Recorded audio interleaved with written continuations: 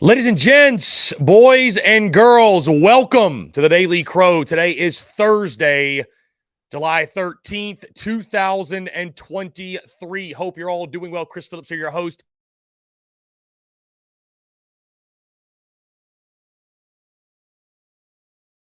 Tuning in. I see RT, Irie, John Edward. Phil, what's up, my guy? Congratulations, by the way, Phil, on your success with the Jax Rangers show. You're doing an incredible job, my friend. Chase Floyd, Xavier, Noah Johns, Ethan, Robbie Davis, Will Hall, Rebecca. Happy birthday, by the way, Rebecca. We'll start the show off with that. In case you guys did not know, it is Rebecca's birthday today, which, Rebecca, by the way, I need some clarification in our third hour, our Q&A power hour, okay? Because I was looking yesterday. I have the Time Hop app. It shows you what you posted on that day. Last year, your birthday was July the 12th. This year, you're telling me it's July the 13th. I need some clarification on when your birthday actually is. The people need to know, okay? Stephanie Lee, what's going on? Brendan, appreciate you. Also, all those. Xavier, appreciate it. Also, all those in the Big Cock Club. Head over to the Big Cock Club Discord, the TDC Questions channel, to be sure your questions are answered there. My guy, Bad Brad, asked in the Discord, were there two Mike Davises? Yes, the OG Mike Davis played from 05 to, 08? And then we had another Mike Davis that played in what was his first year? Was it 12? 12 to 14? I believe so. 12 to 14. Yeah. Anyways, yeah, there were two Mike Davises. There was a tweet earlier today that said, name the most random running back you can, or a forgotten running back, if you will.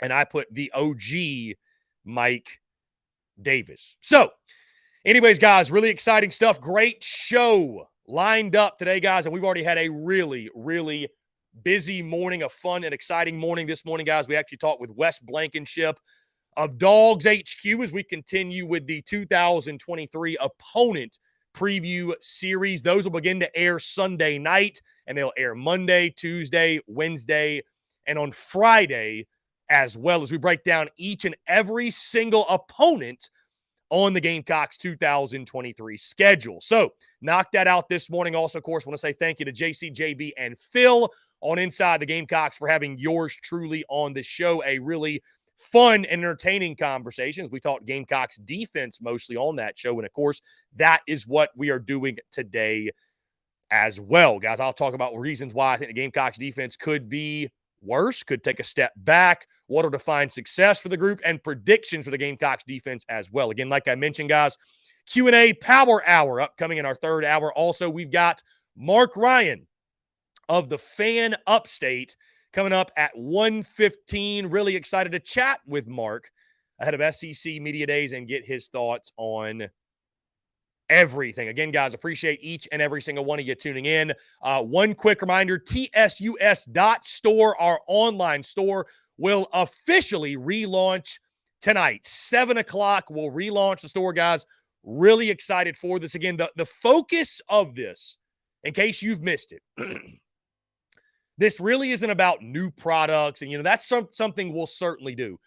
The focus of this is you guys. The focus of this is the end consumer. The focus of this is the customer experience and enhancing that across the board. Everything from the merchandise itself to the way that it's packaged to the appreciation and gratitude that we show. We have completely overhauled the customer experience, also the experience on the store itself, making it much more user-friendly. Rio, are you good? The dog is over here chewing on something. I'm like, what is going on? Okay. Acting a fool, man. Sometimes these dogs just get out of hand. Either way, back to it. TSUS.store, the relaunch tonight, 7 o'clock. Cannot wait for you guys to see what we have been working on. Because again, guys, at the end of the day, all the enhancements we have made, it's all for you guys. It's all for the end consumer. I cannot wait for you all to see and experience it yourself. When you get your package, just everything that's been updated, changed, enhanced, upgraded, and we continue to evolve and grow. And also, do not sleep, guys. We do, on that note, though, have new merchandise, new designs on the way. I think we're going to start dropping those. We got some beat shirts that'll be good, not just for the game this year, but beat shirts like beat UNC, beat Tennessee, beat Georgia, etc. We've got those lined up to start beginning to drop 1 month before kickoff. So August the 2nd. I'm going to see about getting them out sooner too, because I'd like to get them out sooner. But within the next couple of weeks, we will have some new merchandise to drop for you guys. So again, really, really excited. Real quick, Will Hall says, Dacus Turman, my go-to obscure running back. Hey, that is a great one, Will. And I almost put Dacus Turman, believe it or not, but I was like, you know what? I don't know if folks on social media are really going to know who he is and be able to give that appreciation of what Dacus Turman did at South Carolina. So I was like, I'll go with the OG Mike Davis. I think most people remember Mike Davis and what he did in his time at South Carolina. So again, guys, got a jam-packed show today, a lot to get into. Without further ado, let's go ahead and get into it. My reasons why. We talked yesterday, why could the defense take a step forward going into year 3 of the Shane Beamer era? I'm going to swing the pendulum back the other way. Here are my 5 reasons why the Gamecocks defense could be worse and could take a step back in the 2023 football season. Number 1, the Gamecocks struggle to stop the run yet again. Here's my question. Could it actually be worse? South Carolina finished 13th in the SEC last year, 116th nationally in stopping the run, surrendering 198 yards per game. Is there any way South Carolina surrenders 200 or more yards per game this season? I don't want to believe it's possible, but when you look at what you've lost, when you look at maybe some depth issues up front, the question marks that you have, it very well could happen. Guys, get this. South Carolina in their front 7 loses 6 of their top 8 players in regards to snap count from a season ago. That's a lot of experience to replace. And you surrendered 198 yards per game a season ago with a guy like Zach Pickens in the middle of your defense, a guy who was an NFL draft pick, a guy like Jordan Birch on the edge, which, hey, people want to get their shots in, totally fine, but this is a dude who was a former 5-star prospect and has since transferred to Oregon. A guy like Gilbert Edmond, now gone to Florida State. A guy like MJ Webb, who's no longer here. And you look it up front, guys, you lost all those players, and the returners are exactly what you had a season ago. Alex Huntley, Tonka Hemingway in the middle, Nick Barrett, TJ Sanders. These are guys that you were waiting on to take the next step that just never did a season ago. I mean, getting Jordan Strong back is a big deal on the edge, although how much of a run stopper is Jordan Strong? And then, of course, the addition of JTS Gear is a big addition from Syracuse as well. You then look at the linebacker position. There's a lot of reason to believe this group should be improved with the return of Mo Kaba and Stone Blanton and Pup Howard as a freshman and Debo Williams coming back. And, there are players there where you feel like maybe a step forward could be taken. Also, new defensive line coach, Travian Robertson. He steps in. He fills in. But is there a transition period? Is South Carolina just, it's not about the X's and O's. It's about the Jimmies and Joes. Do they have the Jimmies and Joes to improve? Are there real on paper, on field reasons why South Carolina is going to improve? I find it hard to believe that this rushing defense could be worse. But guys, let's change the combo. Even if they're not worse, even if they improve by 8 yards a game, 10 yards per game, 15 yards per game. If South Carolina is still at the bottom of the SEC in stopping the run, what's the difference between finishing 11th and 13th in the SEC and stopping the run? Realistically, guys, what's the difference? You're still at the bottom. You still can't stop the run. It still gives you problems. And if you cannot do that, guys, with some of the other question marks you have, I could see this defense taking a step back this season. My second reason, I just talked about Jordan Strong, Gear. Depth issues on the edge create pass rush problems. We're going to get to the secondary in just a second, but the reality is this. You lost Cam Smith, you lost Darius Rush, 2 NFL corners. And while you feel good about Marcellus Diallo, Denno Fortune, I wonder, especially early on, the transition period in the secondary. If you are not able to generate a pass rush, and I like Jordan Strachan coming back, I like gear you got from Syracuse. Who are the other guys, though? Brian Thomas Jr.? Who are your other guys off the edge who are going to generate that pass rush? Early in the season, too, is where you might feel this. Think about the pass-happy offenses you play. Think about the high-flying offenses you play in the first 5 games. The quarterbacks that you will face. Drake May and UNC. Love to throw the football around. Drake May regarded as one of the best quarterbacks in all of college football. Excuse me. Carson Beck over at Georgia. I know he's a new quarterback, but with Mike Bobo there, hey, get this, guys. Georgia, get your shots in at Mike Bobo while you can, by the way. Georgia averaged 41.2 points per game a season ago. The last time they averaged more, Mike Bobo was the OC in 2014. And they return, and they have probably the best crop of wide receivers Georgia has ever fielded. And, oh, by the way, a guy named Brock Bowers returns. So they're going to have a high-flying offense. Mississippi State, I know they go away from the air raid. I get that. But Will Rogers is still one of the best gunslingers in this conference. And then Tennessee and Joe Milton and Josh Heupel's offensive system, I don't think I really need to explain why that will be a challenge for your secondary. If you are not able to generate a pass rush, I don't care how good you think Torian Gray is. I don't care how good you think the secondary is. If you can't generate a pass rush, those quarterbacks are going to pick you apart. So you are banking on Jordan Strachan coming back and being that dude. Because if he does not, again, I just don't know how many other options. I mean, a Terrell Dawkins maybe somebody like that can step up, but you don't have a lot of proven guys, a lot of proven depth at that position. And we've talked a lot about it in recruiting, why it's such a priority. You're lacking bodies, you're lacking numbers at that position. You're unfortunately lacking quality depth at that position. My third reason, the linebacker position continues to be an eyesore. Again, this is one that I'm just giving you all hypotheticals, right? Why could they take a step back in this season? Do I expect the linebacker position to not make major strides? No. I actually said this morning on Inside the Gamecocks, I believe this could be, when we look back on the 2023 season, this is a group I think we could look back and say they're the most improved position unit from 2022 to 2023. When you look at the talent you've added, when you look at the return of Mo Kaba. But guys, the bottom line is this. The linebacker position has just not been very good over the years. For whatever reason, it's been a really long time since South Carolina has had a stable of linebackers that you felt really, really confident about. They've had one guy, maybe two, right? There's been one feature guy at linebacker who's been really good. You think about Ernest Jones. You think about TJ Brunson. You think about Sky Moore. Like, you've had some really good individual linebackers.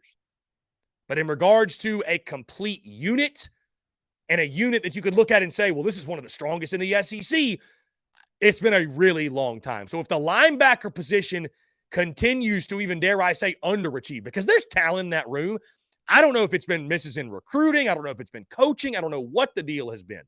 But South Carolina of late, they've just not been very good there. We put all the blame on the defensive front, the defensive line, for the lack of stopping the run.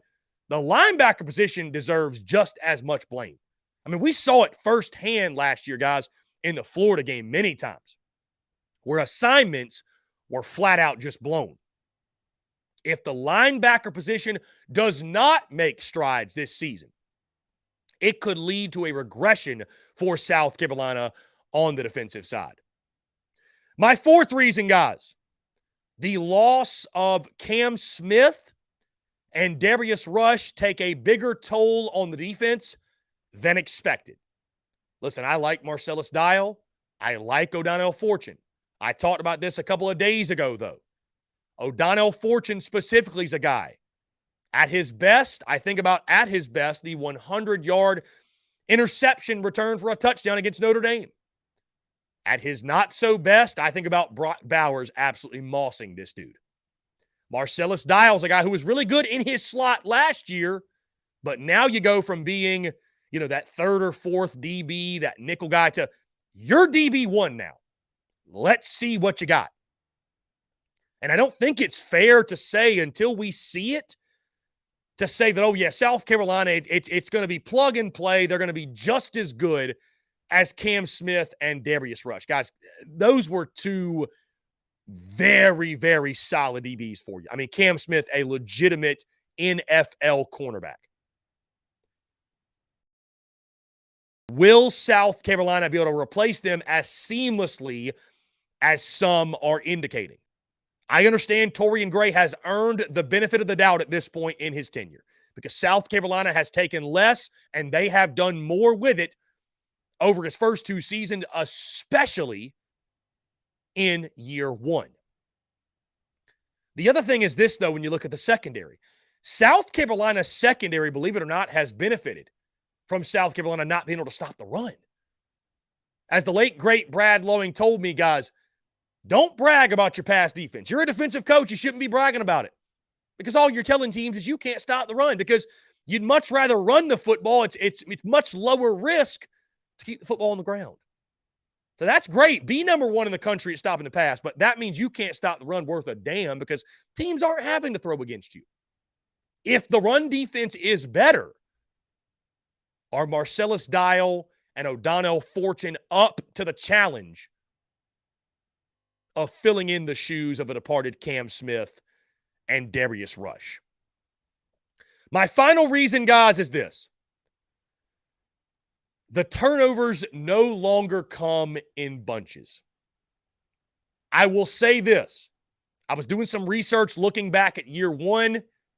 Get this, South Carolina finished actually with more turnovers in year one than they had a season ago. 24 in 2021 interceptions and fumble recoveries combined. Last year, the Gamecocks finished with 23. My point being this. At some point, it goes from, oh, that's an opportunistic defense that's getting really lucky. They're right place, right time. It goes from that to, well, that's just what this defense does. That's the way they're coached. They're well coached. They're talented. They're putting themselves in the right position. I mean, I talk about it all the time, guys, whether it be in business, in life, in sports. I don't really believe in luck wholeheartedly. I mean, you need the football to bounce your way. You need the ball to bounce your way no matter what sport it is, especially when you start talking about winning an SEC championship, winning a national championship. You need good fortune to find you in sports. But great teams, they make their own breaks. Luck is just preparation combined with timing. That's all it is. A well-prepared football team and a well-prepared unit that is putting themselves in the right positions at the right times. So maybe it's unfair to say that, well, I mean, can they sustain that forever? Can they keep banking on turnovers? But you just do wonder. If the turnovers, let's say, go from 23 forced turnovers to 17, even to 20, if it's decreased, if that number is less, will South Carolina still field a really good defense with less turnover numbers? 24 in 2021, 23 in 2022. Can South Carolina hover around that mark, 20 or more turnovers? Because it goes without saying, forcing turnovers and being opportunistic has been a huge part of South Carolina's success, not just as a defense, but as a football team as well. So again, my 5 reasons why the Gamecocks defense could take a step back in 2023. Number 1, South Carolina continues to struggle to stop the run. Number 2, depth issues on the edge. Number 3, the linebacker position continues to be an eyesore. Number 4, the loss of Cam Smith and Darius Rush. And number 5, turnovers no longer coming in bunches. Guys, we're going to jump into our first break of the day. On the other side, I want to continue to keep the convo rolling here on this Thursday. You're tuned in to the Daily Crow.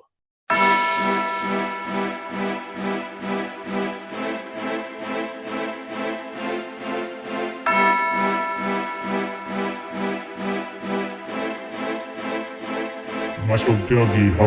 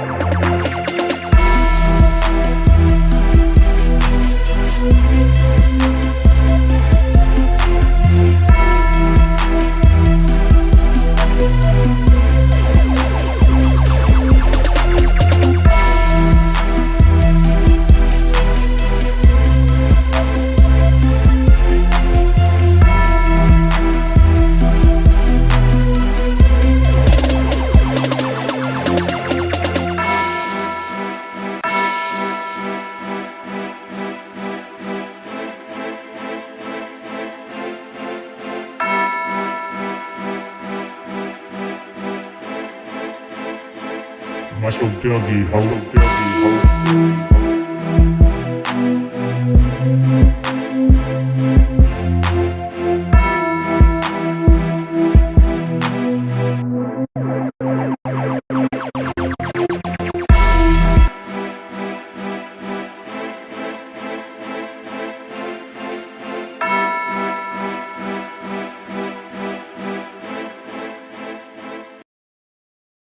All right, guys, we're back here on this Thursday, July the 13th, 2023. Appreciate each and every single one of you tuning in. Do not forget the official relaunch of tsus.store takes place tonight at 7 o'clock. And if nothing else, you want to check out what the store looks like. A brand new layout in regards to the website as a whole. And guys, I'm so excited about it because before we were having to drop multiple products for like the same thing. For example, it'd be like this Clem Sucks shirt and it had to be Clem Sucks t-shirt, black, Clem Sucks t-shirt, white, Clem Sucks t-shirt, garnet. Now, these products will be one link, one-stop shop. You can go in, change your color, change your size. You can see the mock-ups for all the colors. It's going to be awesome. Just user-friendly stuff, guys. It's truly like the little things, the little details that make the big difference. So, really excited for you guys to see all the hard work we've been putting in. Again, thank you all so much for the continued love and support and everybody that rocks with the merch and rocks with TSUS and rocks with everything that we do. Also, I see the questions, the comments, everything coming in. Be sure to continue that, guys. Our Q&A Power Hour coming up in our third hour. And if you cannot call in and leave a voicemail, or if you can't call in and chat in that third hour, be sure to leave us a voicemail on the hotline, 843-790-3377, and we will play that in the third hour. Also, guys, just looking way ahead to football season. Really excited for our post-game call-in shows, which that is going to be, I'm telling you guys, that content is going to go insane. I mean, you know as well as I do, people immediately following the games, they want to get their thoughts out there. They want to get their opinions. They want to vent. They want to celebrate, whatever it might be. And we're going to do just that. We're going to go live 10 minutes after the conclusion of each game right here for our post-game call-in show. I don't know exactly what we're going to call it yet, if we'll call it the Spurs Up Show, post-game call-in show, if we're going to call it I don't know, whatever. Rowdy Rooster call-in show. I have no idea, but I'm going to get my guy Eric Reese on that graphic. I don't know if he's in here, if he even knows that. I haven't even hit him up about it, but we're going to have a special graphic. It's going to be a really, really cool thing that we're going to do after each and every single game this season. And of course, the Rowdy Rooster Rundown will return every Sunday night, or every Sunday, I should say. Probably going to shoot for afternoon, something around 5 or 6, which will basically just be doing the live podcast, live reaction to the game, and taking your questions and comments after the fact as well. So, again, going to be a lot of fun. Yes, James, we can definitely do kid sizes. I would say this, James, because the way we're fulfilling orders is a little bit different than we used to do. If you see anything on our store that you'd like to get in a youth size, please let me know, because the way that we're doing merchandise now, we are fulfilling based off inventory that we currently have on hand. So it is print on demand, but for example, we need to order some youth size t-shirts. So just let me know and we'll get that taken care of. Hit me up directly. All right, let's keep the conversation rolling, guys. What will define success for the Gamecocks defense this upcoming season? I got 5 things that I think will truly define success for Clayton White's group. Let's get into it. At number 1, we've spent the last 2 days, it feels like, talking about nothing but run defense. Number 1 for me, 10th or better in rushing defense in the SEC and top 100 nationally. I don't think that is asking too much from this group. I know you lost guys. I understand you lost experience, especially when it comes to snap count. As we mentioned previously, 6 of your top 8 in regards to snap count are gone from a season ago in the front 7.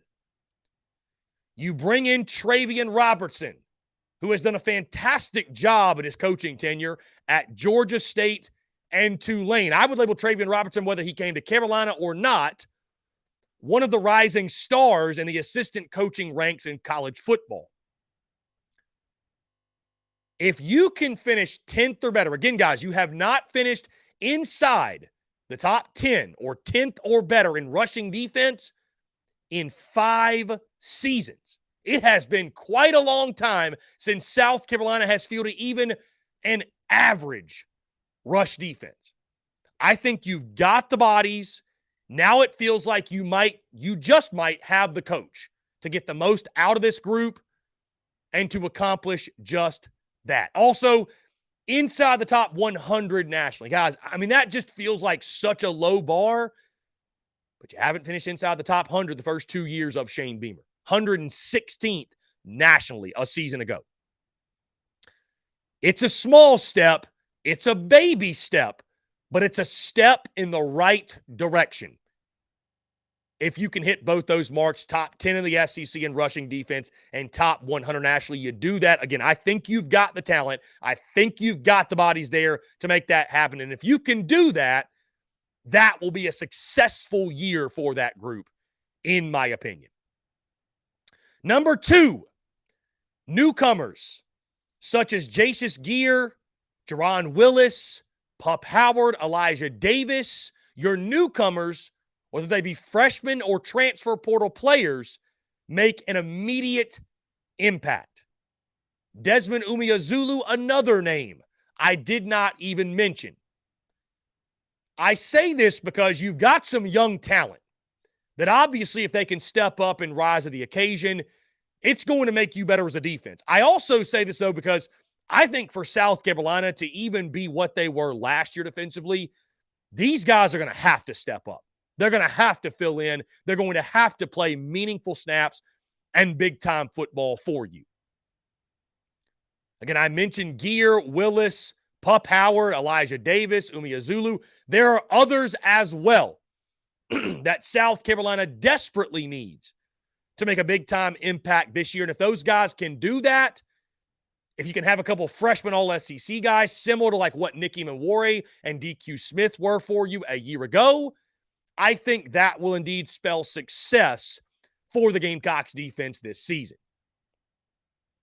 Number 3 on my list, Marcellus Dial emerges into an All-SEC defensive back. He's got the talent. He's got the potential. You look at last year, was at the top of South Carolina's defense in regards to interceptions. Made a huge impact down the stretch in the Tennessee game, and especially against Clemson when he had that interception against DJU. Marcellus Dial is a guy that, while there are questions at DB, you lose Cam Smith, lose Darius Rush, I could see a guy like Marcellus Dial stepping in and making a big impact immediately. You feel really good about your secondary in the back end with Nick Imawari, DQ Smith. David Spalding's a guy at this point is a savvy veteran.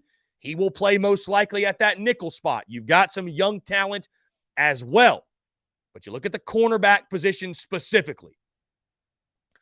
That is a group where I think you're lacking high-quality depth. You've got some guys who had great recruiting profiles, but there just aren't a lot of dudes who have played big-time snaps for you, don't have a lot of experience.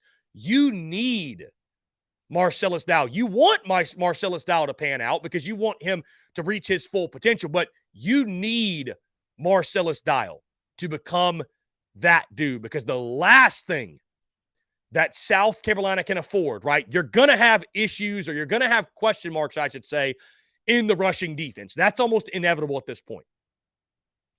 You cannot afford to pair that with issues at the cornerback spot. Because again, as I mentioned previously, these offenses you're facing in the first 5 games or so, and really throughout your schedule, but quarterbacks like Drake May, Carson Beck at Georgia, Will Rogers at Mississippi State, and Joe Milton at Tennessee, you combine a lackluster rush defense, maybe problems off the edge, and Marcellus Dial and O'Donnell Fortune aren't up to par, things could get very, very rough early for this defense. But if Marcellus Dial is able to live up to the hope and the expectations that this fan base has for him, I think it could certainly spell for yet another big-time year for the secondary and success for the Gamecocks defense in 2023. 4th on my list on what will define success for the Gamecocks defense this upcoming season: 20 or more forced turnovers. As I mentioned previously, at this point, guys, maybe it's unfair to ask, well, are the turnovers going to be there? Can they really bank on forcing all these turnovers? Because you had 24 in year one and 23 in year two. South Carolina is simply put establishing themselves as a group that they force turnovers and they force them at a high level. 20 or more, I think, puts you right back in position to do what you did a season ago, if not more. If you're forcing 20 or more turnovers in a season, guys, you're a really good defense. You are a really opportunistic defense. I talked about this a couple days ago. 1.8 turnovers per game South Carolina forced last year. That was tied for first in the SEC.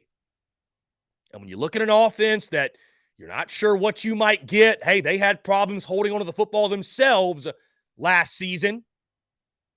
You're going to need to be elite in that department yet again. 20 or more forced turnovers. I think that continues the defensive momentum that you've carried from the first 2 years, and I think that will help lead this defense to a successful season. 20 or more. That is the number for South Carolina's defense.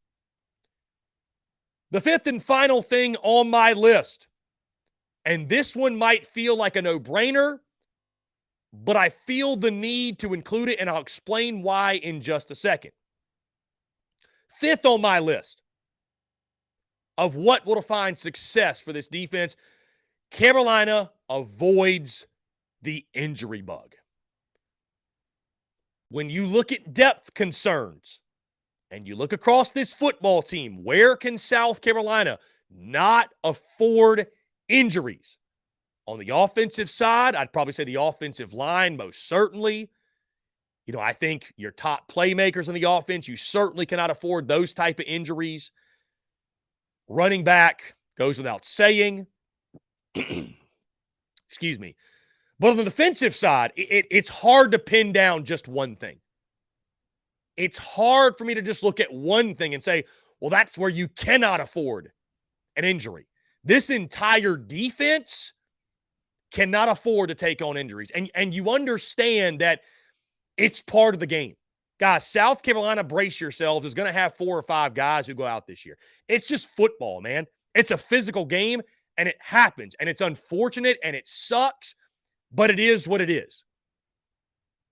But if there's an area where South Carolina cannot afford major injuries like they had a season ago, where Jordan Strachan and Mo Kaba both went down in the same game.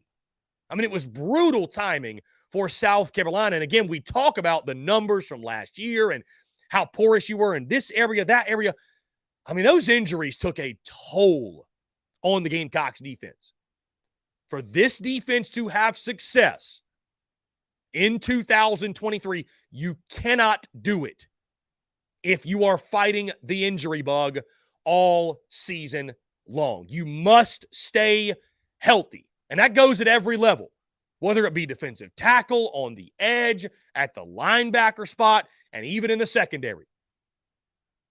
I don't know how much you can realistically, guys, afford to lose without things going sideways, because there's a couple of guys on that defense, they miss a couple of games. They don't have to miss the whole season.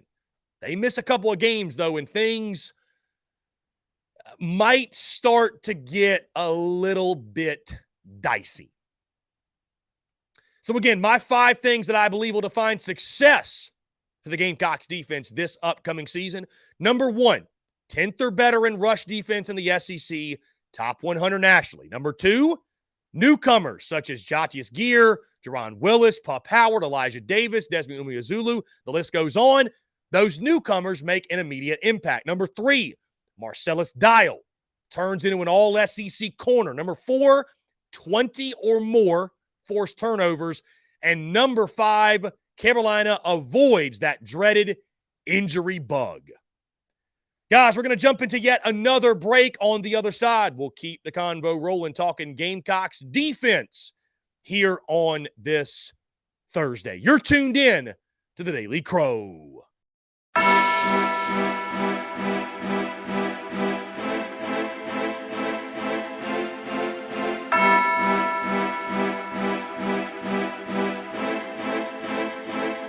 Marshall Dougie, ho.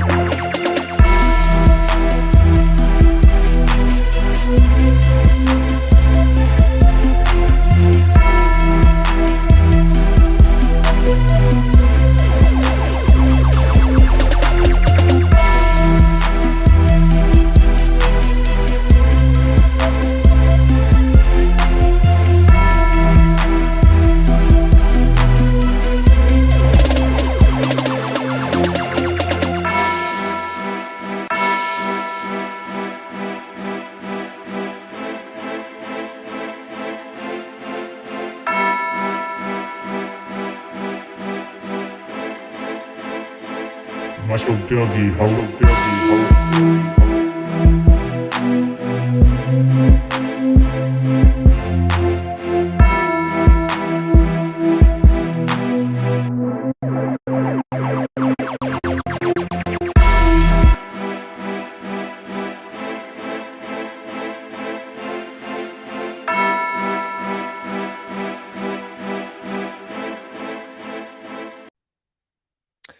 All right, guys, we're back. Appreciate you all tuning in here on this Thursday, July the 13th, 2023.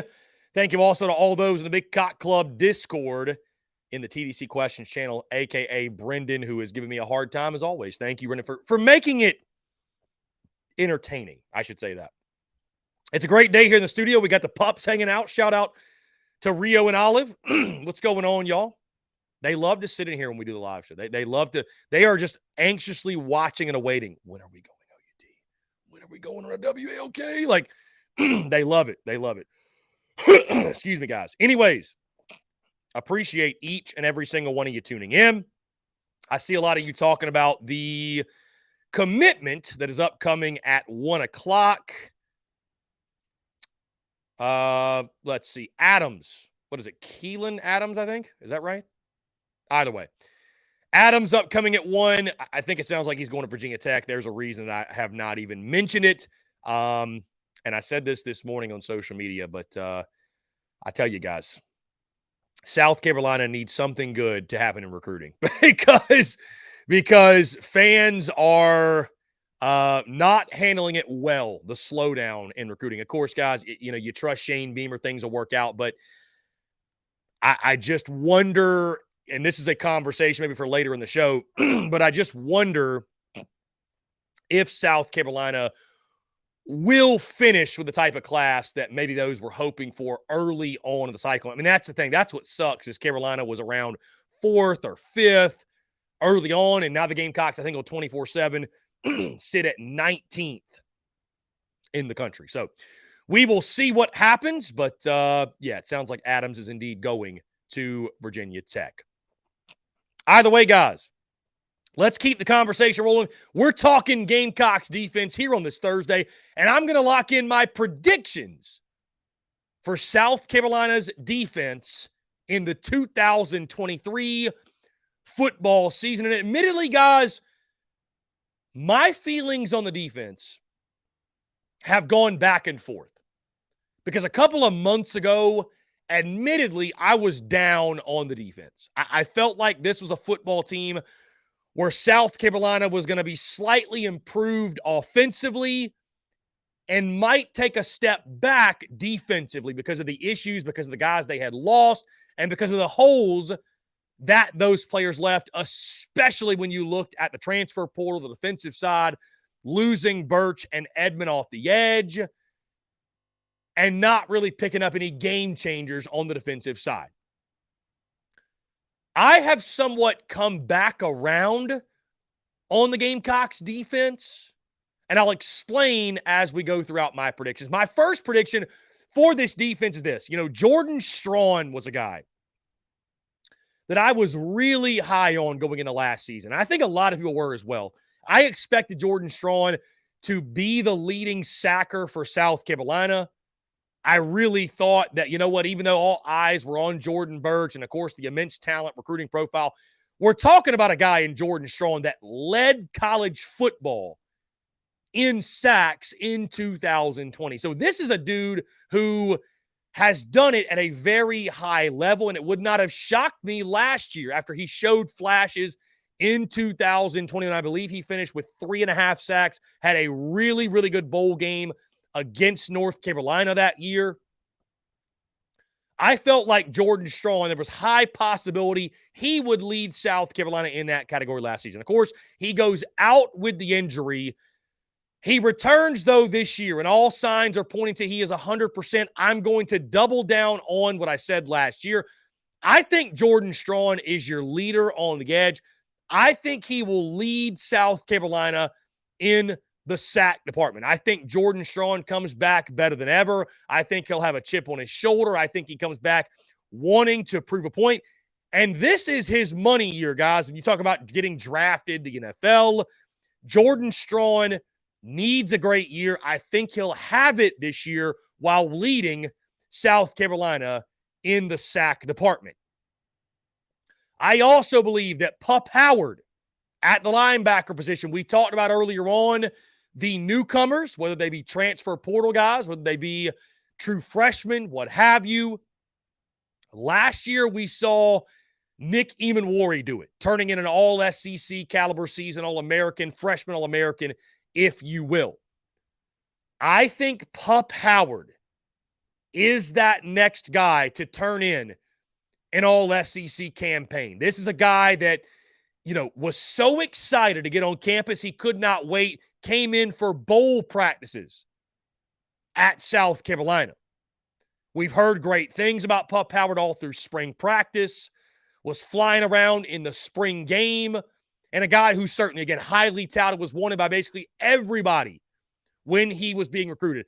I believe in what Pup Howard will do. That does not mean there won't be some growing pains because he's a true freshman in the SEC. That's going to happen. But I do believe of all the young guys, Pup Howard is going to be the one that shines the most. I think he'll be an all-SEC player at season's end. I'm expecting big things out of Pup, and I think he'll be the next great linebacker at the University of South Carolina, and I think he'll help spark a vast improvement at the linebacker position. That being said, guys, here's one for you. I think, again, you add in Travian Robertson. Out with Jimmy Lindsey, in with Travian Robertson. You lose 6 of 8 up front in regards to snap count in your front 7. Even with that being said, though, I think a new voice, I think new blood in the building in regards to the defensive front. I believe in Travian Robertson. I believe in what Travian Robertson is and is going to do at South Carolina. I think the Gamecocks will improve statistically against the run. I'm beating it into your heads. 198 yards per game last year. 13th in the SEC and 116th nationally. South Carolina will improve statistically against the run. They can't get worse, guys. They cannot get worse. With that being said, I think South Carolina still finishes outside of the top 10 in the SEC in rush defense.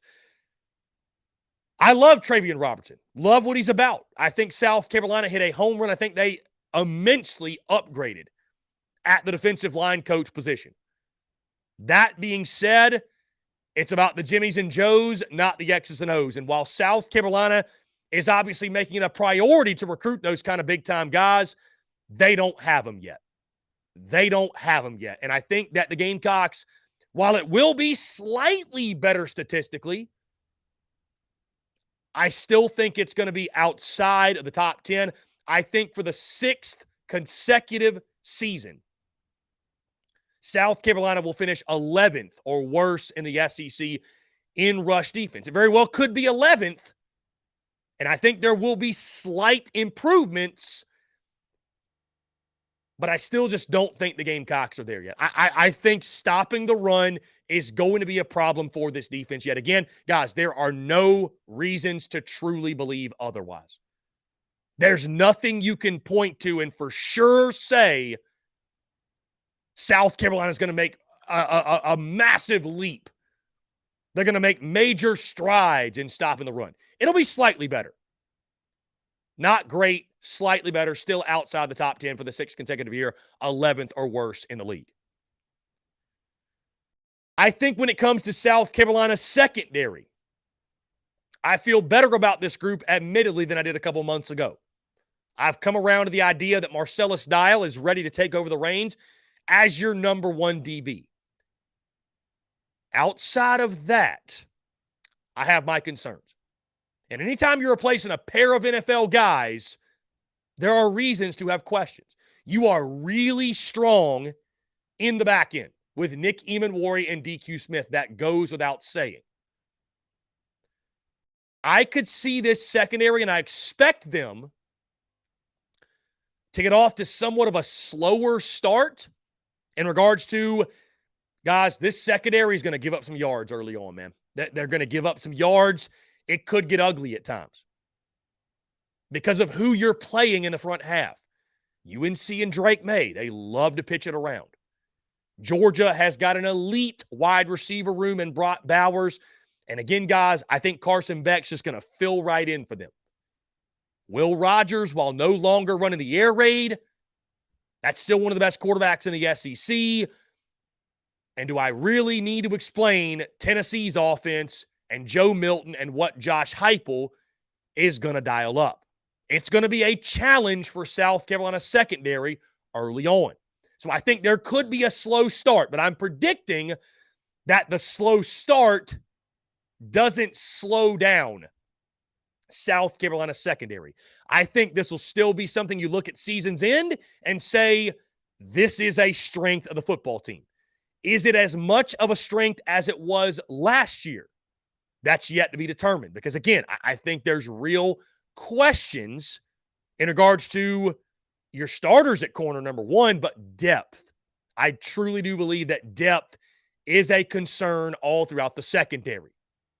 So while I do think there could be a slow start because of breaking in some new guys and some new roles while also facing some really high-powered offenses, I don't think that's going to slow down the South Carolina secondary. I think Torian Gray and company, I think they will field yet again another impressive unit. With that being said, guys, the secondary, you talk about the safeties. I don't think this is too bold of a claim to make. I think Nick Emanwore, I think he will be the Gamecocks' defensive MVP in this 2023 football season. Guys, I think Nick Emanwore is legit.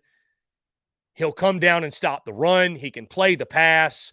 You know, and what he did last year, just as a true freshman, was like when you really think about it, the role he was playing. Guys, we came into last season talking about, Devontae Reed coming from Central Michigan and R.J. Roderick's what felt like a 17th-year senior. He knocked a pair of veterans out of their place. That's how good Nick Emanwore was. That's how undeniable the talent of Nick Emanwore was. I'm expecting even bigger and better things from him this season. I think he's going to be the leader for the defense in the back end. And I think he will be the Gamecocks' defensive MVP when it's all said and done in the 2023 season. So what does that mean as a whole? What does it all mean? A couple of months ago, I was convinced that South Carolina defensively was going to take a step back. I've since somewhat changed my tune just slightly, for a couple of reasons. Number one, I believe in Travian Robertson. While I don't think there's going to be major strides taken in the run game, I have to believe South Carolina is going to be slightly better.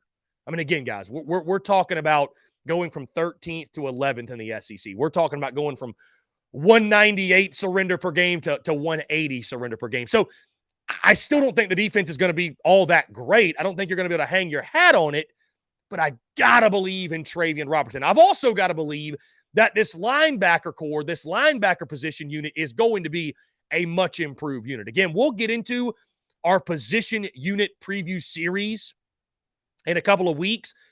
I've got to think the linebackers are going to be better. If for no other reason than there's more talent in that room than there's been in the last couple of years. And at the third level, at the secondary level, if you will, I got to give credit to Torian Gray, man. And when it comes to this pass defense and what he's done, yes, there's questions with Marcellus Dial and O'Donnell Fortune. Yes, there's questions with David Spalding. Yes, there's questions with depth. But Torian Gray at this point, guys, he's earned the benefit of the doubt. At this point, I got to believe he's going to have this secondary. Maybe it won't be the best in the SEC, but it's going to more than hold its own. When it comes to turnovers, I do believe South Carolina, will they have 23? I don't know. But I think they'll float right in that 20 range. I'd be surprised if they finished with less than 20 because, as I mentioned previously, at some point, it becomes, you have to stop talking about turnovers as well. They just get lucky. It's smoke and mirrors. Like, no, that's just the way they're coached. That's just the way they play. And you have to give credit where it's due, number one, but give credit to the job that Clayton White and the entire defensive staff have done and are doing. The way they teach it, the Gamecocks are finding themselves in position to get the football off of people and to make big plays. So I think the turnover numbers will be right around that 20 number. I don't know if it gets to 23 or 24 like in 2021, but I think they're going to float right at that 20 number. And I think turnovers and being opportunistic will be part of the story for this Gamecocks defense yet again. All that being said, you gave up 28.8 points per game a season ago. Going back through my predictions, ironically enough, via my predictions, I had the South Carolina defense surrendering 27.9 points per game. And I'm going to stick with that for my prediction because that feels about right. I'm not ready to say South Carolina makes a huge leap as a defense and they give up 22 points per game, 24 points per game, and they're one of the best defenses in the conference. I'm not ready to say that, guys, because I do think there's real issues with this defense. I do think there are real problems. I think stopping the run is still a major issue. And as I said previously, I think it's going to be an issue yet again. But if nothing else, I think South Carolina, as long as they're able to stay healthy, that's the kicker. They've got to stay healthy. If guys start dropping, if you start losing bodies, who knows? This thing could go sideways really, really quick. But if they're able to stay healthy, I think South Carolina can be and will be exactly or close to what they were a season ago. Where, I mean, guys, there's just going to be, until they improve the talent up front in the trenches, there's going to be some games where it's ugly. There's just going to be some games where they're giving up 200-plus rushing yards in a ball game. It's going to happen. But as we've seen the previous 2 seasons, South Carolina has been able to use, dare I say, a bend but don't break defense. Would that be fair? I think that's fair. Because this defense has certainly bent, but at the same time, they've had the knack for making the big play and in some games winning the ball game for South Carolina. I think that's their identity. I think that's the way they coach it. That's the way they play it. And I think that will be the case yet again. South Carolina surrendering 27.9 points per game, being a solid unit. And I think as the talent improves, these numbers will improve. So all in all, I think the Gamecocks defense is very similar to what they were a season ago. Something where there's going to be ups and downs. There just are. There's going to be ups and downs with this group. But I think all in all, it's going to be a unit that I don't think is going to be costly for South Carolina when it comes to winning and losing football games in the 2023 season. Guys, that being said, that is our preview, our breakdown, everything you need to know about the Gamecocks defense heading in the 2023 season. We are going to jump into a quick break. On the other side, we got my good friend Mark Ryan of the Fan Upstate joining us as he does each and every single week. All that and more on the other side. You're tuned in to the Daily Crow.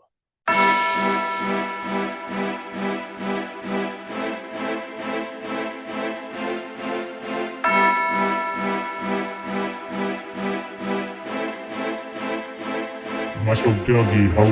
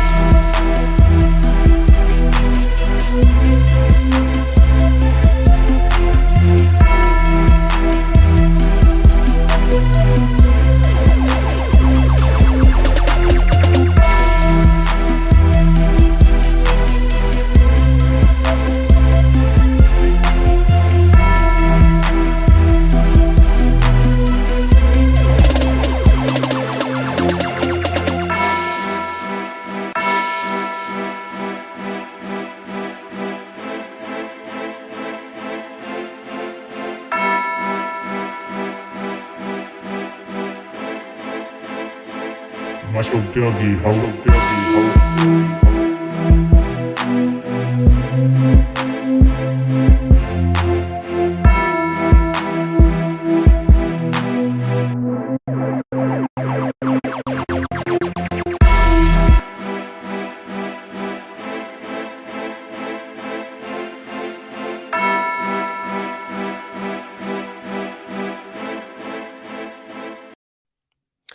All right, guys, we're back here on this Thursday, July the 13th, 2023. Let me say it is a blessing to chat with each and every single one of you. Be sure you hit that subscribe button on YouTube and hit the bell icon so you get notifications of when we go live and when we drop new video content. Also, be sure you subscribe to the podcast, The Spurs Up Show on iTunes, Spotify, Stitcher, Google Podcasts, wherever you get your podcast. The pod drops every single day, 5 p.m. Eastern. So if you miss anything, you want to catch back up with the show, you can do so over there.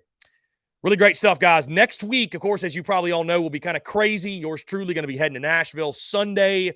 SEC Media Days all week long. So that means changes to TDC. The plan, I got to get my time zones right. The plan on Sunday night is to go live. So we are going to have Mark Rogers, the voice of college football, join us. The plan is to go live Sunday night at 7 o'clock. I'd like to keep the 3-hour shows, by the way. 7 o'clock Central Time, 8 o'clock Eastern. We will have Mark Rogers join us at 8:15 Central, which will be 9:15 Eastern. And so we'll go into, the plans to go live 7 to 10 Central Time. So we're going to go be live 8 to 11 Sunday night for TDC. That will probably, guys, that'll probably be the way we operate all week. I mean, guys, think about it. We're probably going to be going live. I mean, some nights it might be like 9 o'clock Central. So it's going to be a little bit of TDC after dark. And if you can't stay up that late, that's totally fine because, guys, what the late TDCs mean is that the podcast will drop at 5 a.m. Eastern, back to how we used to do things. We used to drop it for all our morning commuters. The podcast will drop at 5 a.m. Eastern time for each and every single one of you to check out. So excited for that.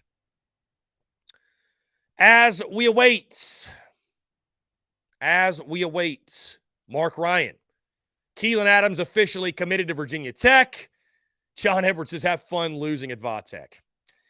Let's see. Beamer not done. Look for a flip from Adams. Arthur Bear says, and we're going to have more of this. We're going to talk about this more in the third hour, our Q&A power hour, after we get Mark Ryan on the show. Arthur Bear says, giving up 27 a game. Don't know if I agree. People are going to want to fire the D coordinator if we're giving up 27 a game. Arthur Bear, I mean, think about it.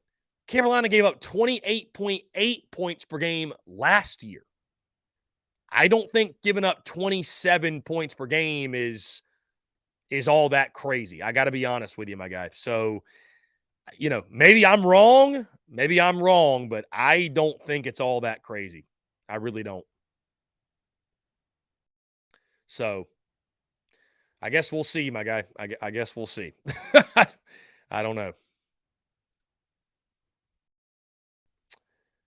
Anyways, 843-790-337. Some guys, in the meantime, be sure to leave your questions, your comments. You can call in right now as well if you like and leave a voicemail. Also a fun topic, guys. You leave it in the questions or in the comments, if you will. Officially 1 week from today, exactly 1 week, Shane Beamer will speak to the media at SEC Media Days. If you could ask Shane Beamer a question, what would you ask him? Is there anything in particular that stands out to you? Is there anything in particular you'd like to know? Is there anything in particular you want to learn from Shane Beamer, Spencer Rattler, Tonka Hemingway, Kai Kroger? Brian Dean, Brian, I'm going to wait on that comment. I'm going to wait on that one until the third hour because I think we really need to unpack what you just said. Okay. Brian Dean says South Carolina's defense shows real progress. Gives up 22 points per game. I'm going to just throw this out here. Okay? I'm going to just throw this out here. The SEC defense rankings for last year. Okay? I'm going to throw it out. 4 teams in the conference gave up 22 points per game or less. Okay? Texas A&M gave up 21.2. Kentucky gave up 19.1. Alabama gave up 18. And Georgia gave up 12.8. 4 teams. So what you're saying is Carolina is going to be a top 4 in the conference defense. That would be an insane jump. Again, we can talk more on that in the third hour, but that would be, to give you guys reference, Carolina finished, 4th, 5th, 6th, 7th, 8th, 9th, 10th in the SEC in points per game allowed. Missouri was a fantastic defense and gave up 25 points per game. So, there you go. Austin Hicks, I don't know any good barbecue spots in Charleston. You'd have to ask somebody else. I like Charleston. I've been to Charleston a couple of times. Obviously, I don't, believe it or not, I don't venture to Charleston a whole lot. I don't venture to Charleston a ton. So, anyways, guys, we await Mark Ryan, the voice of college football. The voice of college ball. Mark Ryan, the fan of, I'm getting my marks confused here. Mark Rogers is the voice of college football. Mark Ryan, the fan upstate.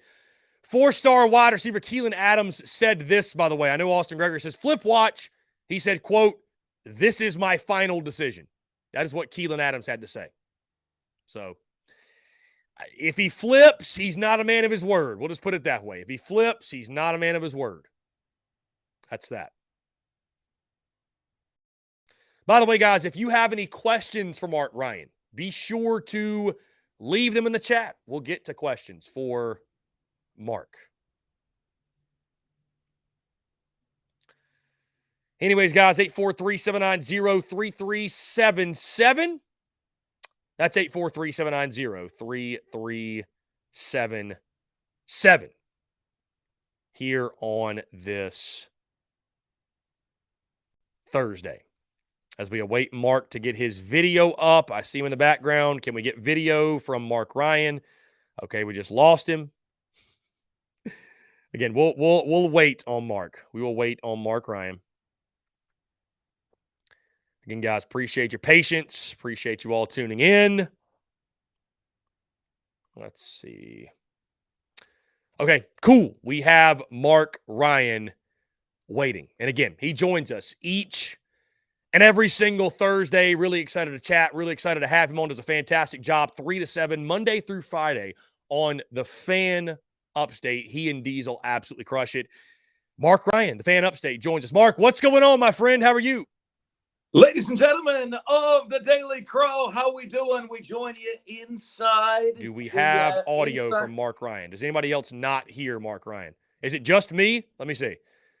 What's up, Let's see. Do we have Mark Ryan? Yes, sir. Yes, sir. Let's see. Here, Mark, I'm gonna kick you out, bring you back in, see if the audio gets corrected. I don't know what just happened there. Do we have Mark Ryan? Are we going to have to go to the Mac? Are we going to have to go to the Mac to get Mark Ryan? I don't know. I don't think so. I don't think that was us. I think that was a Mark thing. I think that was a Mark Ryan issue. He might not have clicked the microphone. I have no idea. Blind Squirrel, it's great to see you. Oh, Jeff, you could hear him. Okay, so maybe it was me. All right, my bad. I just kicked Mark out for nothing. It should not be a me problem, though. We should be good. Could be a melon issue. We have no idea.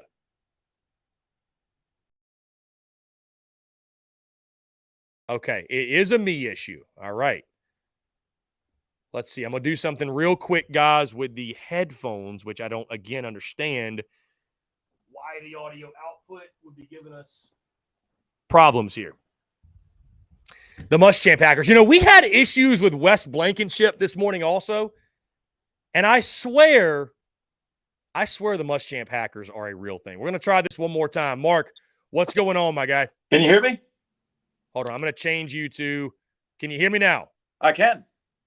Why can I not hear you? What is going on here? Let's see. No idea, brother. I'm not even getting audio out of the MacBook here. Let's see. We're going to figure this out together. Okay. I have no idea what is up.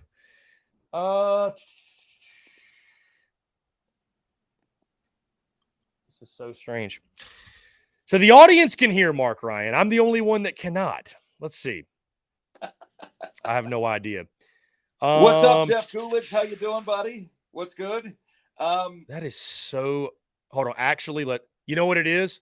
Mark, testing 1 2. Testing 1 2. Dude, you know what it is? Okay. So every now and then, so I don't know if you knew this, you can, instead of muting your MacBook as a whole, you can mute a site. Okay. So like that site will not make noise. I forgot that yesterday I muted like this site. And so that was on me. I apologize. Mark Ryan, anyways, apologies for the technical issues. What's going on, my friend? Man, it is good to be in here. We are, I didn't know if it was because we're in a new place, Chris, but I'm in the office today doing the show. Normally we do the show from home. So you see here can you see the little mini hoop up there? I love that. You have to have that. That's a must. We got the mini hoop up there. The best state slogan I've ever seen is where my sister lives in New Hampshire, Chris. Can you read that? I cannot see it. What does it say? Live free or die, New Hampshire. Yeah. That's the state slogan. That's the state slogan. You see it on the license plates there, man. Live free or die, New Hampshire. I love that. It is freaking fantastic. So the side of the office you see behind me is Diesel's side of the office. I am this side of the office. We share an office together. When we get along, that works great. You know what I'm saying? So that works great. But as you know, man, in a competitive environment, I see there's nothing wrong. And it always hits me, Chris, whenever I see people like, like, oh no, we got problems on the sidelines. No, you don't, man. That's called a competitive environment. I have no problem with the teammates getting into it with one another or getting in each other's faces or anything like that. And in a competitive environment, man, that stuff is going to happen. You know what I mean? I've got a much bigger problem with the dudes cracking jokes when you're down by 3 touchdowns, in the third quarter. If, I better never see anybody smiling.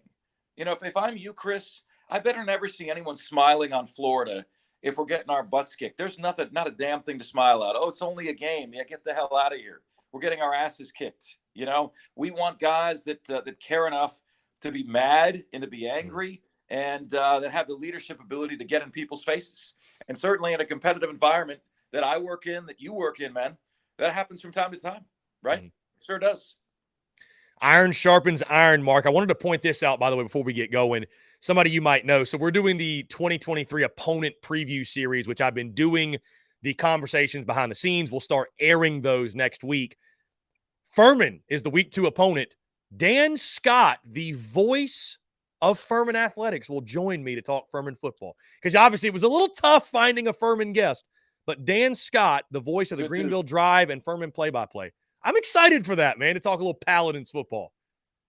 Good dude, man. Really, really good dude. And Chris, I'm telling you, that lines up to me the way I see the season going for South Carolina. We went through the game by game last week.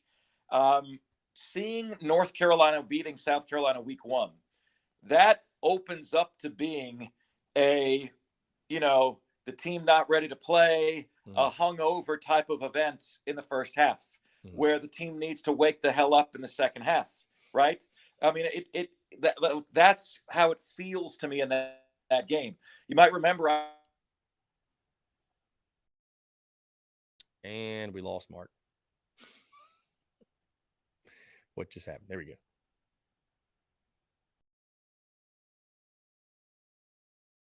Mark, we lost your audio and video there for a second. The Hackers are having a field day with you today. Let's see. Hold on. Yeah, the hackers are having a field day with Mark Ryan today for some reason.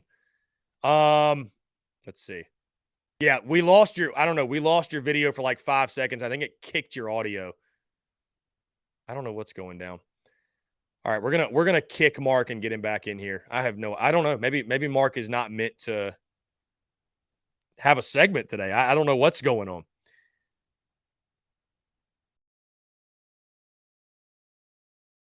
I have no clue. What just happened. So did y'all not see that? His video just cut out and we had nothing. So he started talking about losing to UNC and the Furman game. Here we go. Okay. Mark Ryan, I got your audio video back. I don't know what happened there, my friend. I can tell you what happened. Can you hear me? Yes. What happened? Okay. So I just got a phone call, man. And whenever I get a phone call, it does that. I don't know how to turn that off. You know what I'm saying? Like, I don't know how to prevent that. The only thing I would tell you is put the phone on Do Not Disturb. That would probably be the one thing that will silence the call. How do I do that? How do I do that? Do you have an iPhone? I do. Your team iPhone. So you just literally scroll down like right here and you get all these options and you click that little focus button and then there's Do Not Disturb right there. The focus button's got like the little moon on it. So, which we might lose Mark again as he tries to do that. So when I'm recording clips and stuff like that on my phone, Mark, I always put that Do Not Disturb on because I don't want a notification to pop up while I'm recording said video. So anyways. Tricks of the trade, my guy. We're not able to be disturbed right now. Tricks of you still got me? Yes, I've got you. Okay. Yes. So normally at any point in my life, Chris, when I put the Do Not Disturb sign outside the hotel room door, right, that usually meant that something very enjoyable was happening inside the hotel room door. Okay. Depending on, you have never given me, Chris, as much enjoyment with your Do Not Disturb as thankfully as the other Do Not Disturb signs have. Yeah, I hope not. I want to ask you a question. Yeah, go ahead. I want to ask you a question about something. Is that cool? Yeah, go ahead. So, I've seen your post, Chris, and I see a lot of the hate that you get from time to time, right? So it's like I've entered a point in my life, Chris, where I just have zero tolerance for BS, right? Mm-hmm. I just don't care. I give 0 Fs anymore. And, you remember the Graham Neff thing where I had the conversation with him on the sideline of the spring game? And he said to me, Mark, if we don't take the next step, we will make a change. We've heard your show. And he recited every talking point that we had. And Diesel and I got a kick out of it. It's not that we think they don't listen. We have evidence, Chris, as you know, that Beamer listens. We have evidence that that Clemson listens, and why wouldn't they? They're sports fans. We have a good sports talk show. Why wouldn't they be aware of it? But it's interesting. Like I'm cool with Graham Neff, and I appreciate very, very much the candid conversation. And I even asked his permission to share that with my audience. If he had said no, I wouldn't have done it. Right. Mm-hmm. But I got some like Clemson media outlets that said, we're not believing you unless that comes from Graham Neff himself. And Chris, what I did was I unfollowed those media outlets because it's like if Graham Neff doesn't come out and say he told you that, you're lying. Well, Chris, even if Graham Neff came out and said that conversation never happened, I know it did, right? I know it did. So I just don't have time for the BS anymore. How do you deal with stuff like that? I'm not believing it until it comes from Graham Neff itself. Okay, see you later. Unfollowed. Get the hell out of here. Yeah, I mean, I think, Mark, that it's a cliche in sports too, but I think it really applies to what we do. I think you focus on what you can control, and what you can control is producing the best possible product you can and producing the most value you can for your audience and for your end consumer. It's very easy, and I've been guilty of it at times as well. It's very easy to get caught up in the negativity and the. I mean, I had this happen just a couple of days ago, Mark. I didn't share it with you, but I went on a podcast, went on a show with a guy, Bryce from 24/7 Sports, covers LSU, and he posted our conversation. Great conversation. Bryce is a great dude. Can't wait to see him at SEC Media Days next week. And he posted the convo and said, best voice in Gamecocks football. And he told me he was flooded with DMs by people doing everything they can, saying everything they can to rip me, my reputation, the show, my business to complete shreds. And so that obviously ticked me off, but and I made a statement about it on the show. And I mean, I look at it this way. I know you talk about the bottom 10% of Gamecock fans, Mark, and whatever the percentage is. I mean, listen, I say this, there's probably 7 to 8% of that 10% that are just assholes that are annoying. There are truly 1 to 2% that are low life, scum of the earth, terrible human beings. And that is, but I try to not put my focus or energy into that. It's why I don't respond to people on social media. I don't get into spats because I feel like the people who show love and want to have banter and that make what I do possible, what you do possible, it's unfair to take the attention away from those people who are the people that actually deserve it. They deserve to get our best. They deserve to get our energy. They deserve to, you know what I'm saying? Like, so I think you just got to control what you can control. And honestly, Mark, at this point, as sad as it sounds, I've become numb to it. It's like it's the same stuff over and over. Like, I just let the work and the, my reputation itself and everything we're doing, I let that do the talking.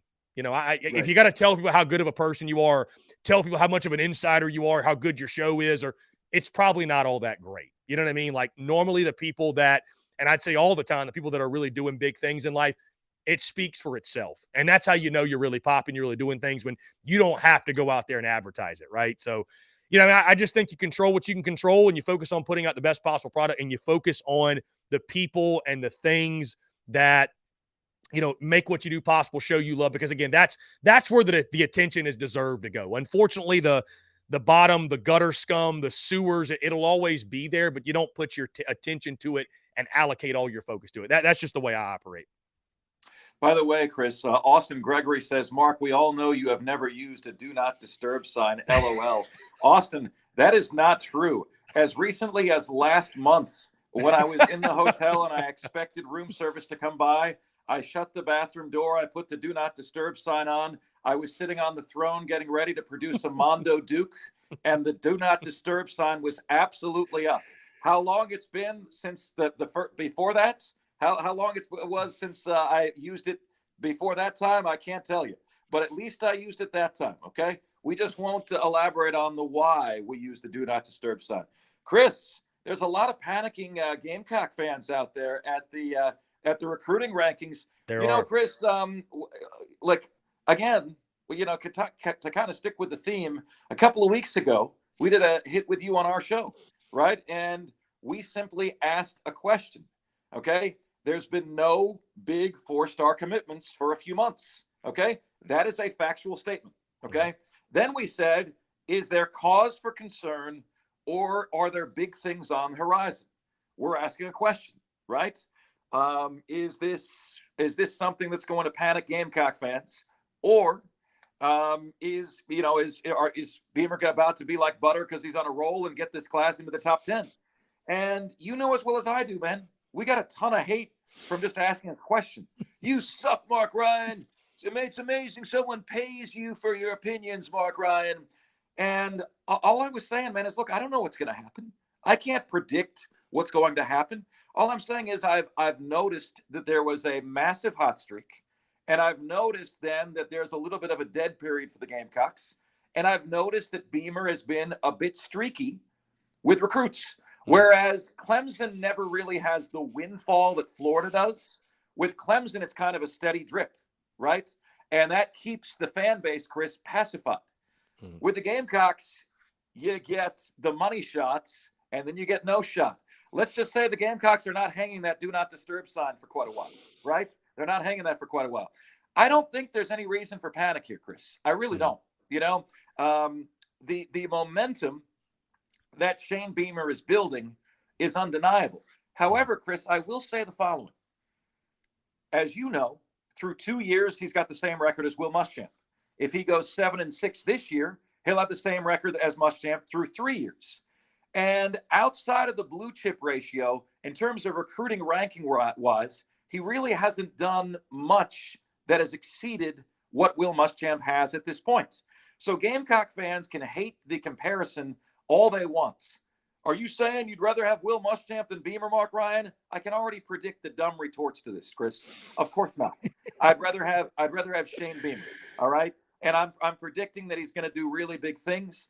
And when we did our best guesses, Chris, as to how long Beamer's going to stay at South Carolina, okay, I had him staying there. I had him being a lifer at South Carolina and making the Gamecocks what Frank Beamer made Virginia Tech. And to do that, he's going to have a lot of success there to make that happen.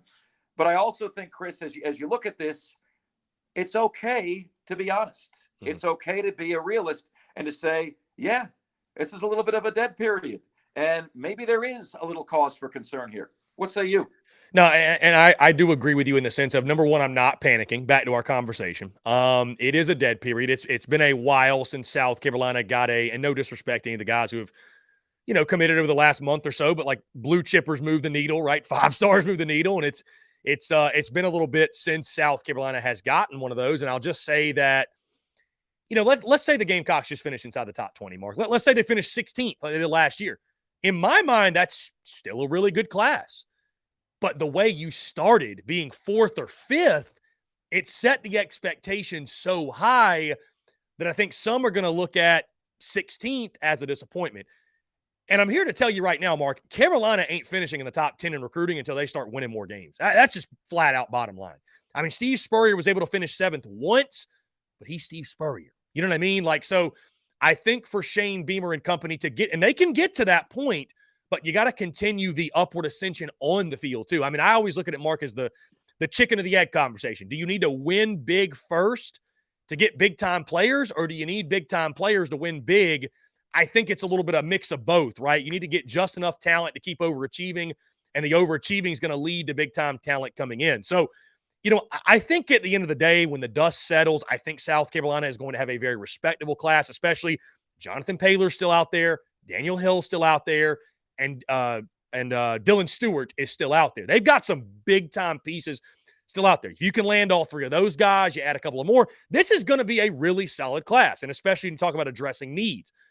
Is it going to be the top 5 class or even the top 10 class that people were hoping for? I doubt it, Mark Ryan. I doubt it. And I think, too, like Clemson finishing ahead of South Carolina in recruiting, that's going to be tough to stomach as well because you were ahead of the Tigers for so long. So, but I don't think it's going to be a class where you say, oh, my God, they just dropped the ball. Like, you're probably going to – if you can get 1 or 2 5 stars a class, Mark, that's never been done in Columbia. Like, literally.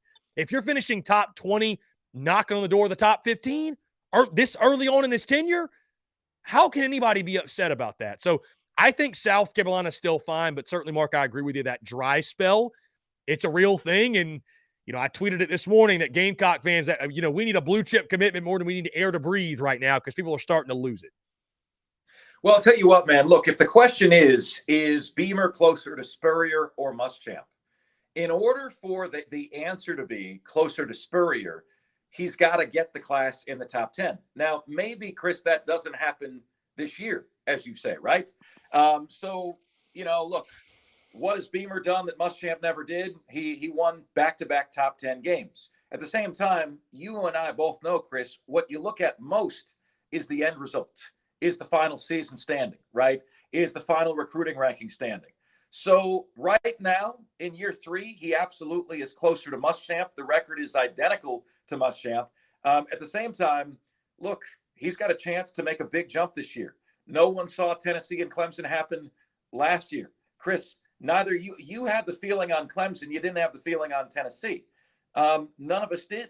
So that's the beauty. That's why you play the games, man. It's because anything is possible. And I have a gut feeling that by the end of this season, Chris, Beamer is going to be regarded as being closer to Spurrier than Muschamp. I have a feeling that, the expectations have been tempered to such a degree that South Carolina is in an amazing position to play spoiler yet again. Well, Mark, you talk about the expectations and what they are going into this year. I want to ask you this because I believe it was yesterday I heard you on your show talking with a caller about, and you and I have had many, many conversations over the last couple of months, and you've talked about, South Carolina. I believe you said a couple of months ago that South Carolina was one of your most underrated teams. I could be wrong. I think you said that. And then listening to you recently yesterday, I feel like you're coming around to, well, outside of the top 100 rush offense, rush defense. If they do that again, you can't sustain that. You're not going to win 8 games again. So do you feel like from maybe back in January, February to now, are you feeling higher on the Gamecocks, lower on the Gamecocks, the same? You've picked 7 and 5. I mean, would you still say that you feel they're one of the more underrated teams, or are there concerns that maybe have come to the forefront that, you feel like South Carolina won't be able to overcome? Yeah, the unknown, Chris, is the line of scrimmage. That's the unknown. What gains have been made there? You can't really see the improvement from the names on a piece of paper, but you'll know it if you see it immediately, okay? You don't need to have Marshawn Lloyd to be top 100 in rushing, Chris. You got to have better offensive line play. You got to find your appropriate stable of backs, right? You know as well as I do, man. I mean, just look at the trend of that position in the NFL, right? The starting running back for the Super Bowl champions, Isaiah Pacheco, was drafted in the 7th round, all right? You don't have to have Marshawn Lloyd. You need to have a good scheme and good protection. You need to have enough of a passing attack to keep the defense honest. All that stuff works into it, Chris. I try, Chris, not to allow outside perception to sway my opinion at all. I do have the Gamecocks at 7 and 5. I do think there's the potential. If you look at the number of close games that we picked, right? There's a potential to go 9 and 3. There's a potential to go 5 and 7. But that potential to be better than expected is absolutely there. Mark, I apologize for laughing. I don't know if you can see. We've got he thought he'd just butt in and give his opinion on everything, too. We got the dog in the studio. I welcome that. The show just got an upgrade, Chris. Good vibes puppies. Good vibes puppies hang out in here, it seems like, every day. The takes just got better. Yes, they did. Yeah. Yes, they did. Mark Ryan to the Fan Upstate. Mark, one last thing. I definitely want to get your thoughts. Obviously, so we sit just a couple of days away from SEC Media Days in Nashville, Tennessee. 1 week exactly, Shane Beamer will take the podium. Spencer Rattler, Tonka Hemingway, and Kai Kroger will accompany him. Let's first talk SEC-wide, and then we'll narrow in. We'll focus in on South Carolina. What are you most looking forward to from SEC Media Days from all the SEC coaches? You know what, man? I want to see how Jimbo Fisher handles the microphone this year. Again, Chris, there's a difference between being on the hot seat and being under pressure. He's not on the hot seat. He very much is under pressure. And a year ago, he was, do you know who I am? Get off my lawn. I'm a national championship winning coach. And then they crap the bed yet again, right? And so I want to know, what is the tone from Jimbo Fisher this year? What is his level of belief in his team? Now, Chris, based on my pick last week, I think the Gamecocks are capable of going in there and winning, right? Jeff Gullidge writes on the message screen here, what's a bigger issue, the offense or the defense? No doubt about it, to me, the defense, because I trust in Spencer Rattler. I trust in Juice Wells. I trust in what the offense has out there. I trust in the offense to put up 30-plus points in the vast majority of their games, right? Can that D-line stop the run? Can they get pressure on the quarterback? That is the big thing. And I just, the Gamecocks have been doubted again, Chris, and Beamer is at his best when they've been doubted. So I'm looking for the same chip on your shoulder, Shane Beamer. I'm looking to see what is the tone of Jimbo Fisher. And I am going to leave Nashville, Tennessee, if I'm you, Chris, with a sleeper contender to win the SEC that is not Alabama or Georgia. Who impresses you the most that does not have that name, right? I would say LSU, but that's just me. So I've actually got LSU winning my SEC West. And again, I've been joking, but it might be true. I might get my credentials revoked after I drop later today. My game-by-game predictions for Bama, I've got them 9-3. So Rat Poison is coming to Nashville, my friend. I got them losing to Texas A&M. Waiter, I'll have one of what he's having, please. Yeah. Waiter, I'll have one of what he's having. 6-2 in SEC play, man. I just think they've got questions at quarterback. I think Texas could smoke Alabama, dude, in Tuscaloosa. Yeah. What? We'll see, though. We'll see. Mark, narrowing in again. I know you got to get out of here, but narrowing in on the South Carolina side of things. Again, it's hard to say. I know that it's fun to ask, like, what are we going to learn? But it's talking season, right? But is there anything in particular you're hoping to learn? You're hoping to hear? or you just like Shane Beamer to talk about, address what you're most excited to hear about from Shane Beamer? Anything in particular stand out to you? Yeah, Chris, I want to know how he's going to consistently get the Gamecocks to the next level. What is his game plan toward achieving that, right? I think he's pressed a lot of the right buttons, Chris. I really think he does. I think, and I've experienced, that he doesn't need to spend as much time on social media that he has. Look, Dabo Sweeney is not on Twitter at all. That's worked out well for him, right? I mean, it hasn't seemed to hurt him in any way, shape, or form. But that said, I know a lot of your audience expects me to hate Shane Beamer. I think he's pressed so many of the right buttons at South Carolina, Chris, so many of the right buttons, so much of the turnover, when it comes to coordinator defections and getting Spencer Rattler there and convincing Spencer Rattler to stay there. And then the defections for the bag that is the transfer portal in the NIL era. He has done such an amazing job of not having the ship sink at all. And I can honestly say in his first 2 years at South Carolina, Chris, he's maximized the potential. That first season, me and you playing quarterback, Chris, a winning record with that at the quarterback position, really. You heard me describe the basketball team as G.G. Jackson and 4 guys from the Y. That was the quarterback position his first year, Chris. And he had posted a winning record. Last year, back-to-back top 10 wins, making that home atmosphere at Willie B what it needs to be again. He's done all he can through 2 years.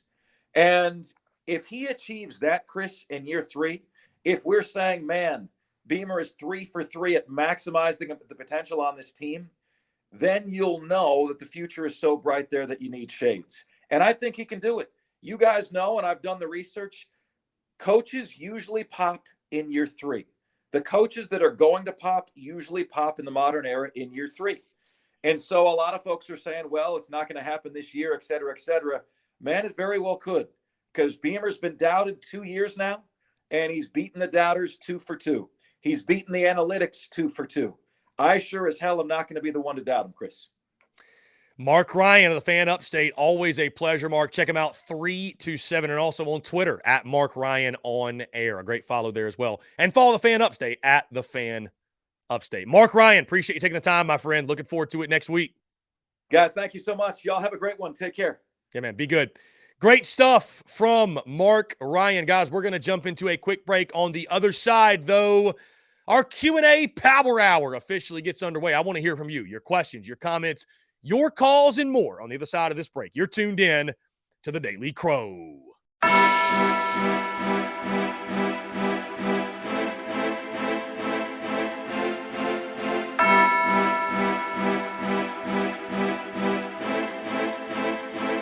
Muscle Dougie, ho.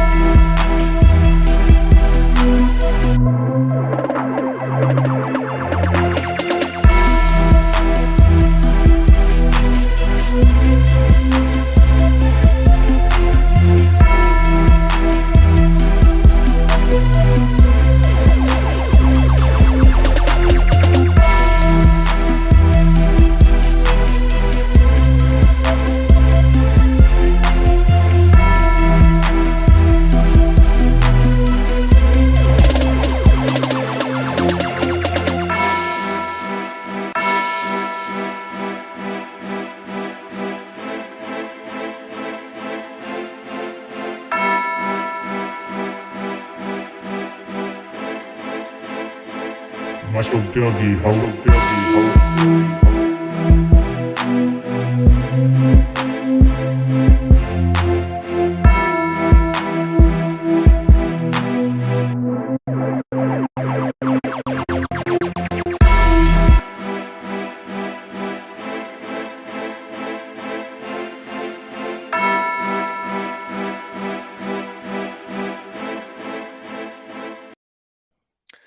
All right, guys, we're back here on this Thursday, July the 13th, 2023, as our Q&A Power Hour officially begins. I want to hear from you, your questions, your comments, your calls as well, 843-790-3377. Guys, some big things, by the way, happening in the Big Cock Club Discord. If you don't believe me, ask anybody. That's in the BCC as we're talking recruiting, the latest Keelan Adams commitments, and the potential that it may not be done yet. So, anyways, that's all I'll say. 843-790-3377. That's 843-790-3377 here on this Thursday. Anyways, let's get into your questions. Let's go back. A lot of questions in the YouTube chat. I want to say thank you yet again to Mark Ryan. A fantastic conversation. We'll go ahead and jump to the phone lines now. Call from Dalton. Dalton, what's going on, my friend? How are you? What's up, Chris? I'm just trying to enjoy my last couple weeks, going out to South Dakota on the 19th for a family visit. And then after that, I'll be officially starting my new job. So I'm just trying to enjoy the rest of the summer while I can and, just hang out. Yeah, definitely enjoy the time off while you have it, Dalton, because when you're sitting there in the office, I'm sure you'll want it back. But anyways, no, I appreciate you calling in, man. Excited for you to start the new gig.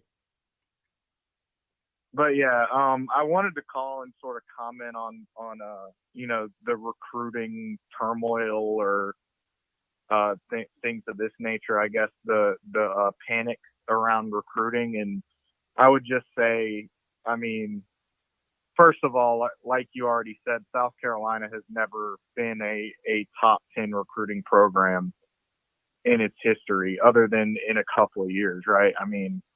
To expect that we are going to recruit in the top 10 every single year, I think would be kind of an unrealistic expectation until we start,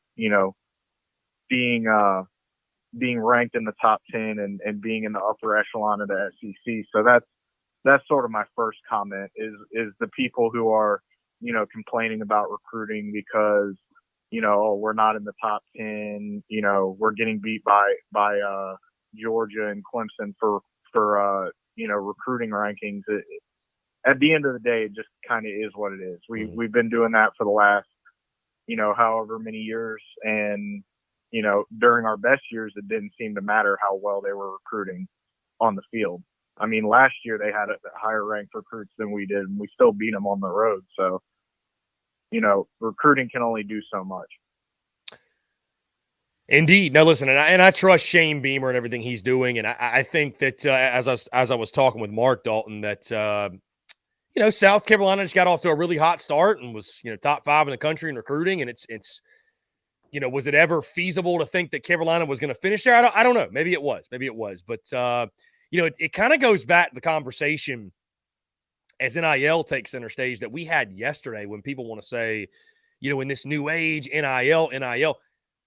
Do you view NIL as an asset for South Carolina or another hurdle they have to climb? Because I think in some areas it is an asset, but in others, man, I don't think it's any secret about what, J.C. Sherbert put on his message boards yesterday, people on Twitter talking about it, that the realities of South Carolina's NIL situation. Is it as gloom and doom or bad as that came off? I don't know, but, it adds another layer of competitiveness to NIL, which I guess that has always been there. Right now, it's just in our face and it's public. So, it's just one of those things, man, where I think when South Carolina, for them to get a top 15 or God forbid top 10, you just got to start winning more games and show these 5-star prospects and all these blue chippers that you can come in and win at a high level, go to the league, all that stuff. Because, listen, Alabama's going to be Alabama. LSU's going to be LSU. Georgia's going to be Georgia. At this point, Clemson's going to be Clemson. It's the one thing South Carolina does not have that they've got to constantly fight is tradition. So, which they can combat that. They've showed that. But I think to your point, man, I think as long as South Carolina is finishing with top 20 classes. I mean, I talked about this the first summer that Shane Beamer was employed, that at South Carolina, man, I mean, you've talked about it and others have, like, man, you could go out there and play quarterback for Georgia and you're going to go undefeated. That's not the case at South Carolina, right? You're going to have to not just get talent, but you've got to develop players. Like, to be successful at South Carolina, you've got to be a master talent evaluator and a master talent developer. You have to be. You just flat out have to, because you're not getting so many 5 stars that it's like, well, I mean, we just, we'll just roll them out there. We're better than everybody else. So it's a different challenge at South Carolina. Again, it's one that Shane Beamer's embracing and he's up to. But, I think that, what you're seeing right now, the recruiting, I mean, certainly, again, man, it's the slow of the summer. All we have to talk about outside of projections and predictions is recruiting. And so the fact that South Carolina hasn't gotten a blue chipper in, 2 months or so, that's starting to weigh on people. Well, I mean, going back to your point about NIL as to, whether it's an asset or a hurdle, I mean, I really think, if you go back historically, that the NIL landscape really hasn't changed that much about, like, the position of South Carolina or the hierarchy within the college football landscape. I mean, you look at all these other programs and there's programs that are way more money than South Carolina. I mean, Texas A&M, LSU, Georgia, all of those have higher, more donors with more money, what have you. So I would say, it can be a hurdle. It can also be an asset. But I mean, South Carolina fans, and people in any fan base like to think, oh, we're the only ones that are losing recruits due to NIL. No. I mean, I'm sure every other school is dealing with the same situation as us, who aren't in the top upper echelon of, recruiting, right? I mean, yeah, I mean, dude, for sure. I mean, and there's going to be some players that are more, kids choose schools for all kinds of different reasons. Some guys choose it because of the culture fit. Some choose it because of the campus. Some choose it because of the academics. Some choose it because of the coaching staff, playing time. I mean, it varies. Some kids these days are choosing schools for NIL. Like, that's just, it's a factor. It factors in, man. It does. So, I mean, it's going to happen. You're going to lose some guys because of NIL. The same way before in the past, you would have lost guys because of they like the campus better or the culture better or, whatever it might, playing time, whatever it might have been, it's going to continue to happen. Let's not pretend that there weren't bags being dropped, before the NIL, right? I mean, we everybody knows that the top echelon of players getting recruited by the top end schools were getting money to go to those schools one way or the other. Yeah, it was happening. It's just a lot more out in your face, and they're bidding wars that are, what known by, recruiting, quote unquote, recruiting experts. That's the only thing that's changed. And I mean, I haven't lost belief in Shane Beamer as a recruiter. I mean, you go look at the best years that we've had as a program under Spurrier. He was the recruiting director. I mean, he got all of those players that, we remember back in 2010, 11 to come to South Carolina. And I think, he's going to continue to do so. It's just going to be a process of changing things around and being more consistent and successful on the field long term.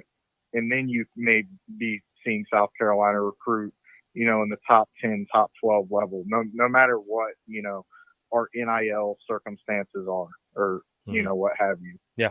With the finances. Yeah. I mean, I think you make great points, Dalton. I'll just say this, man. I do trust Beamer on the recruiting side of things. I think that, South Carolina is going to be fine. It may not be top 5 or top 10 classes, but I feel confident that South Carolina will continue to recruit at I'll say top 20 level. And if they're doing that, man, and you're able to snag that game-changing, a 5-star a year, which South Carolina has never done, by the way. But if you're able to do that, I think you're going to put yourself in position to win 8-9 games a year and, maybe even exceed that. And once you do, I think once you get back to winning double-digit games, well, then that's when your recruiting's really going to take off, be top 15, be top 10, because those top blue chippers, they want to play at places where it's good and the winning is good and you're winning a lot, right? So that's why, I always say, the advantages that Clemson has had being in the ACC over South Carolina, they're undeniable. Now, you might think the SEC is an advantage, but what I'm talking about is this. In South Carolina's greatest stretch, when the Gamecocks were winning Outback Bowls, they were winning ACC championships. And you can turn your nose up at the ACC all you want, but guess what? It's awesome on a recruiting visit to show a player a ring, a trophy, titles. Like, that's what a lot of these guys, they want to see that. You know what I mean? So it's a little bit more difficult because, of where you are. But it can be done. I think Shane can do it. I have full confidence in that. Yeah, we'll just have to see. I mean, hopefully we can end this class, on a hot streak. I think successful results on the field this season is one of the best ways to do that. So, let's say if Beamer can exceed the win total again this year and sort of continue the momentum. Indeed. Dalton, always a pleasure, my friend. I appreciate the call. Great stuff as always. Yeah, have a good one. Yeah, man, you too. Take care. Great stuff from our friend Dalton. Our guy Aaron tried to call in like 7 times, I believe. So, Aaron. Yeah, I don't know. We'll see if we can get Aaron to call back in. I don't know. I don't know if he's watching. He's just trying to call. I don't know what it is. Hopefully we can get him on the line. Aaron's a good time. 843-790-3377. That's 843-790-3377 here on this Thursday. In the meantime, we'll get into your YouTube chat, your questions. Let's dive into these. Let's see. Happy birthday to Rebecca. Indeed. Happy birthday, Rebecca. Thank you for tuning in. The sisters tuned in. Jacqueline, what's going on? All right, here we go. Let's get back to the phone lines. Call from Robbie Davis, Zaxby's Hall of Famer. Robbie Davis, what is going on, my friend? How are you? I'm doing good. I'm doing good on my end, but I want to go ahead and get this out of the way. Keep my family in your prayers, especially my mom, because we found out, I think, what was it, Tuesday morning, my youngest brother was on his way to work, and he went head on into a 18-wheeler flatbed. Wow. That's awful, man. I'm sorry to hear that. And he's in surgery as we speak. Thankfully, I think all he suffered was bruises, and he's banged up a little bit, and he suffered a broken jaw, and his jaw's broken in 3 places. Wow. But other than that, he's okay, and it's definitely an act of God that he's alive because he was not buckled up. So,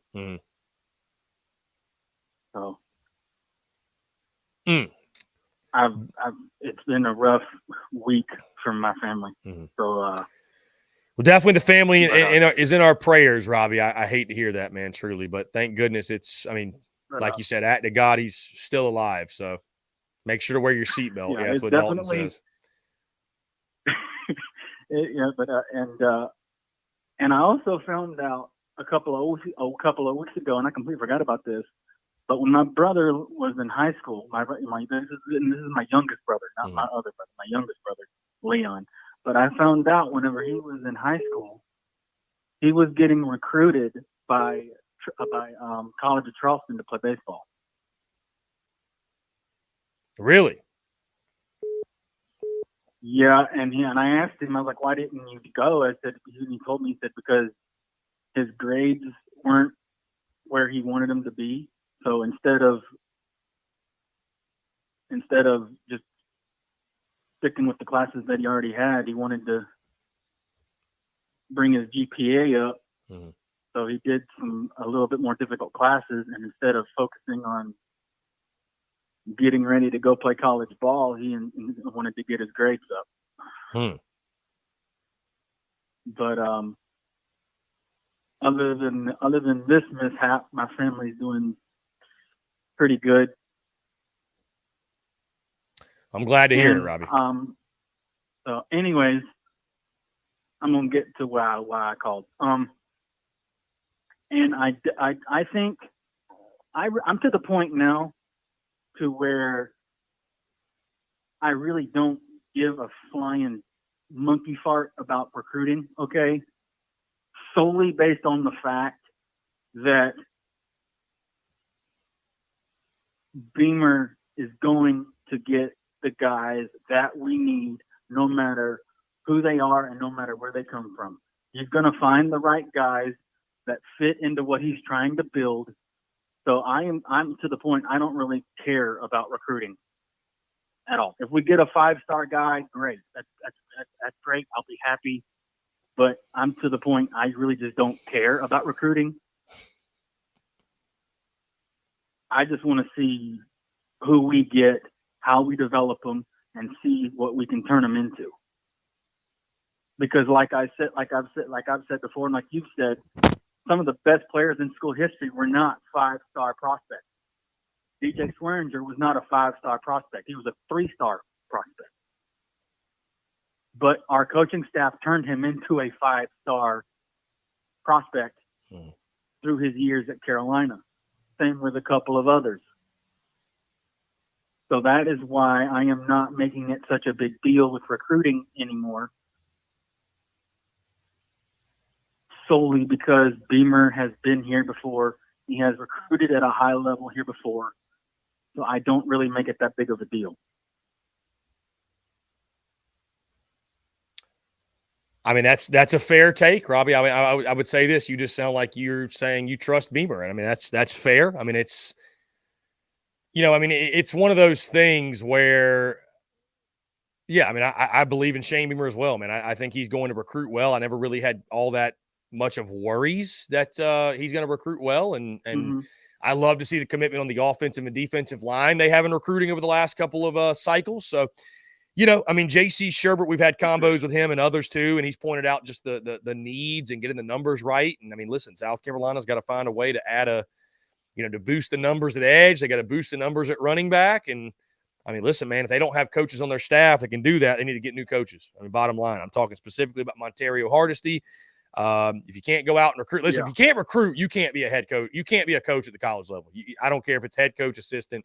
If you cannot recruit in today's game, there's no place for you. Because if you can't go get the best players, it doesn't matter how well you can coach the best players. You just, there's no role for you. So, you basically got to be a good coach and a good salesman. Basically, is what you got to do. Yeah. Yeah, you do. So, you do.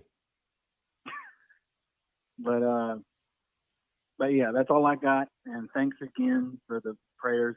And shout out to Rebecca because today is her birthday. By the way. Shout out to Rebecca, Robbie. I love it. I love it. And like I said, we'll continue to keep your family in our prayers, Robbie.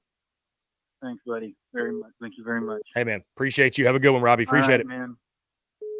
Yep. Great stuff. Finally, call from Aaron. We get to Aaron. Here we go. Aaron, what's going on, my guy? Apologies for not getting you in sooner, man. The phone lines have been clogged up today. What's going on? Man, you got me calling you like I'm chasing you, like you done left me or something, man. What's up with that? Yeah, I'll be honest with you, man. If I didn't recognize your number because it's an Oregon number, if I didn't recognize your number, I would be worried something was going on. That's it. So yeah. I'm glad I knew it was you. Oh, hold on, I'm knocking these tries out. But questions, just like every year. Mm-hmm. Every time in my eyes, every time I've asked Shane Beamer to step up like I'm somebody, but this is just in my mind. Every time I've asked Shane Beamer to step up to show me something, he has. Last year was kind of iffy, Last year was kind of iffy, but I wanted to see him outcoach the other sideline. And those last 2 games, he answered that question in flying colors. Because, I mean, even though that DJ kid, he was terrible. Mm-hmm. Like, he was one of the worst quarterbacks in Clemson's recent history. Yeah, that everything around him was better than South Carolina. What's happening? Go ahead. Yeah, go ahead. Grab that, bro. Rattler. Mm-hmm. This is the question of 2023 going into 2024. Can he build on Rattler? If that Loggins doesn't come in, he basically has to hit the ground running because they got that North Carolina game fresh out of the box. And it's not a must win, but it makes the schedule a lot more manageable. Mm-hmm. If you could pull that first one off, then you beat, what is it, McNeese State? Furman week 2. Furman week 2. Yeah. Florida's got Yeah, McNeese, I believe, in week 2. But yes, Furman for Carolina. Yeah, I'm going to Florida, Utah. Okay. But, yeah, Salt Lake City. I would go there for 5 days. I am Mormon. You wouldn't know if you wouldn't know that if you saw me with that cognac. But yeah, they go to Furman, and then the schedule gets a little tougher. Can they? The North Carolina game is important, but for program setting, can he build on Spencer Rattler? Because up until right now, we'll say he hasn't met expectations. Because let's say 10 out of 12 games, he was subpar. Mm-hmm. And he's, in my opinion, when he even signed with South Carolina, I was like, yeah, it's just a big balls move because he was rated one of the best quarterbacks coming out of high school. Mm-hmm. Yeah, I mean, Aaron, I was going to say about last year, Aaron, the first 10 games for Rattler, 8 touchdowns, 9 interceptions. The final 3, 10 touchdowns, 3 interceptions. So, I mean, to your point, man, it's really a question mark of which version of Spencer Rattler do the Gamecocks get. That one in the final 3 games or the first 10 or somewhere in between. That's the question mark. I'm thinking I don't think he's going to be lights out like that.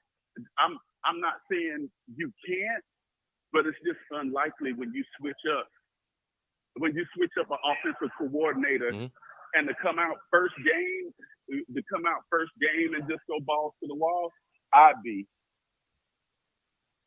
shocked if that happens. But I've been shocked a lot in college football. It is college football, and that's what I'm looking at. When I say program building, this is where I'm going. If he can't build off of Rattler with the new up and coming SEC, it's going to freaking be a monster. It's going to be a monster trying to navigate that. Now that Sellers, I mean, he's a South Carolina kid, and he has the tools that you'd like to see in a quarterback, right? But he ain't Rattler. He ain't Rattler coming out of high school. Let's say that. Because you don't know what any of these kids are going to be. I'm just there's still things that worry me about them taking that next step. Offensive line, defensive back, and which Rattler are we going to get? Because if I don't know what teams can exploit the offensive and defensive line, but you just can't go into a season with those type of deficiencies. I just want to see it. Very valid questions, Aaron, I would say. Lines of scrimmage for sure. I think that's the number one area that South Carolina, they have to upgrade to ascend to the next level. I truly, that's where I think they're lacking the most. Not only is the talent, Hemingway's a monster. I remember his cousin. I think they're down it's either his brother or his cousin. One of them went to Michigan, but it's not just the boy who went to Michigan. His whole family down that way has been monsters. They're from by the beach. They're from either Horry County or where. I know they're from near the beach, but his whole family's been a monster. I've been hearing a Hemingway ever since I was in high school, and I graduated in '96. So those Hemingways have always been monsters. They might be from Hemingway, the more I think about it. But the edge, Strong. I mean, he was a good backup. Is he gonna step up and be all SEC starter? And then after that, where's the depth? Mm-hmm. So it's not just that the talent is. I'm not going to say subpar. The talent isn't up to par with most teams in the division. There's no depth on that line either. Mm-hmm. I don't know. I got a lot of questions, and I want to see it. Yeah. I think to your point, Aaron, that South Carolina's just got to stay healthy. I mean, they've got to hope they get lucky and stay healthy. And I think that's what's scary is because you and I both know, man, I mean, this is the game of football. It's physical. It's physical and it's no more physical than in the SEC. And so injuries, guys are going to get nicked up. Guys are going to get banged up. You're going to have some guys miss a game or two. You hope to avoid the big injury, but can South Carolina, can they weather that if it does happen? And I just don't know. This is a question I always ask people when we talk about offensive and defensive line. Mm-hmm. What team, any year, any conference, has an offensive line and defensive line, a starter, never not miss a game, miss a quarter? You get where I'm going? Right. It's going to happen. Yeah. But like you said, can they weather the big one? Mm-hmm. Boy, my tries feel so good. I feel like I could put the Incredible Hulk in the headlock. I'm feeling good today, boy. That damn Concept X running through my veins. Hey, man, y'all have a good one, man. I'm going to just hang up and listen to you and have a good show, bro. Aaron, you're the man. I appreciate you so much. You're a legend. Thank you. Dude, Aaron is incredible. Tries feeling so good I could put the Hulk in a headlock, and he said, I'm Mormon. You wouldn't know that when you see me with that cognac. God, dude, Aaron has me rolling. Man. And by the way, guys, I met Aaron in person last year at the South Carolina-Tennessee game, and he's a beast. I mean, this dude's like 6'6", like jacked. So awesome, dude. Lives out in Oregon, believe it or not. Going to be out in Salt Lake City, except for Florida, Utah. What a time. What a legend he is. Guys, we're going to jump into a quick break. On the side, we'll keep the convo rolling with your questions, your comments, your calls, and more. You're tuned in to the Daily Crow.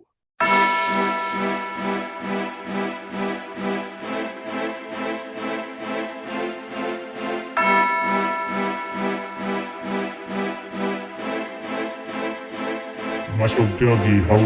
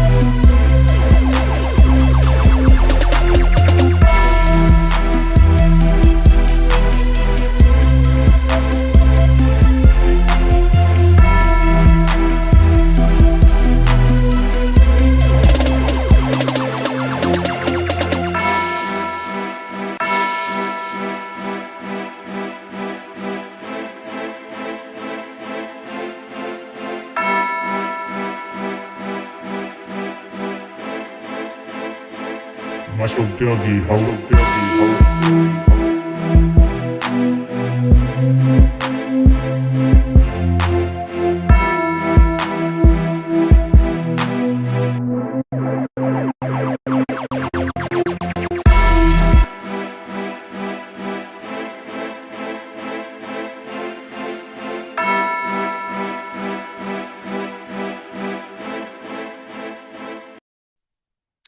All right, guys, we're back here on this Thursday, July the 13th, 2023. Appreciate each and every single one of you tuning in as we continue with the Q&A Power Hour. Hope you're all enjoying your Thursday. Let's try to get into some of these questions here. The phone lines are ringing off the hook, which we love to see, by the way. Continue the calls, 843-790-3377. Austin Gregory asked early in the show, removing Trey Knox, what new portal arrival do you expect to have the biggest impact on this year's team? Removing Trey Knox, I'd probably go with Jatius Gear on the edge. 3.5 sacks at Syracuse last season, Austin. I think that I think Gear is primed to be an impact player up there on the edge. And I think it's at a position, it's at such a position of need where he's going to have every opportunity. So I think Gear is going to be the other big-time impact guy. Ryan says, I'm worried about the running game and the offensive line. Honestly, I mean, Ryan, listen, I'll say this. I think you'd be weird if you're not worried about the running back position and the offensive line. I get being optimistic. I get being Garnet Glasses. Dude, if you're not at least like, hey, that's a question mark, I'm intrigued to see what it looks like, you're just not being realistic. You're not. Like, you're not. So I think you are very normal to be concerned about that because there are major question marks there. Ethan says, Chris, why do you think our defensive backs have been our strength over the years over other positions, even in our bad years? South Carolina's just got a great track record with defensive backs. Also, I think Torian Gray is the best defensive backs coach in all of college football, and you've recruited well at that position. And, again, taking nothing away from him, but again, like Brad Loewy said, when you can't stop the run, teams are going to run it, and the passing yard numbers are going to look really good. So, Austin Gregory says, outside of Beamer, which head coach are you most excited to hear what they have to say at SEC Media Days? For me, it's a tie between Clark Lee and Billy Napier. Honorable mention, Jimbo. I mean, Austin, it's hard to pick one. I am really intrigued to hear what Kirby Smart has to say in regards to addressing the culture stuff, the culture questions he's inevitably going to get. I'm excited to hear from Nick Saban, looking for a bounce-back year. I am excited to hear from Billy Napier going into a pivotal year. I'm excited to hear from Jimbo for sure. I'm excited to hear from Hugh Freeze, man, back in the SEC. So, yeah, I'm very pumped, man. I know somebody asked yesterday or maybe it was today about will I be going every single day, just South Carolina? I will be there every single day, guys. Going to enjoy the event every single day. Unknown caller. Let's jump to the phone lines. Rebecca. Rebecca, what's going on? How are you? Good. Happy birthday How's everybody? to you, Rebecca. I'm trying to find, let's see. Where is it? I don't know. There we go. Okay, got to get your graphic up here. Happy birthday to you, Rebecca. Thank you so much for calling in. Yeah. I thought I'd call in before having my birthday party at 3. You're having a birthday party at 3. Yep. Okay. Who's all invited to the birthday party? Different people right now. Different. I got my mom, my grandfather, different ones right off the bat. Okay. I can't think of it, but we're having a swim party and a grill out. Okay, little barbecue. I love it. It's gonna be a good time. Yeah, hot dogs, hamburgers, cake. I don't know what all. Is your man going to be at the party or no? Yeah, Will's gonna be there. Will's going to be there. Okay. I'm assuming that Dale nor Keith were invited. No, Okay. Just confirming. I'm gonna be good. I'm gonna be good today. So. Okay. Gotcha.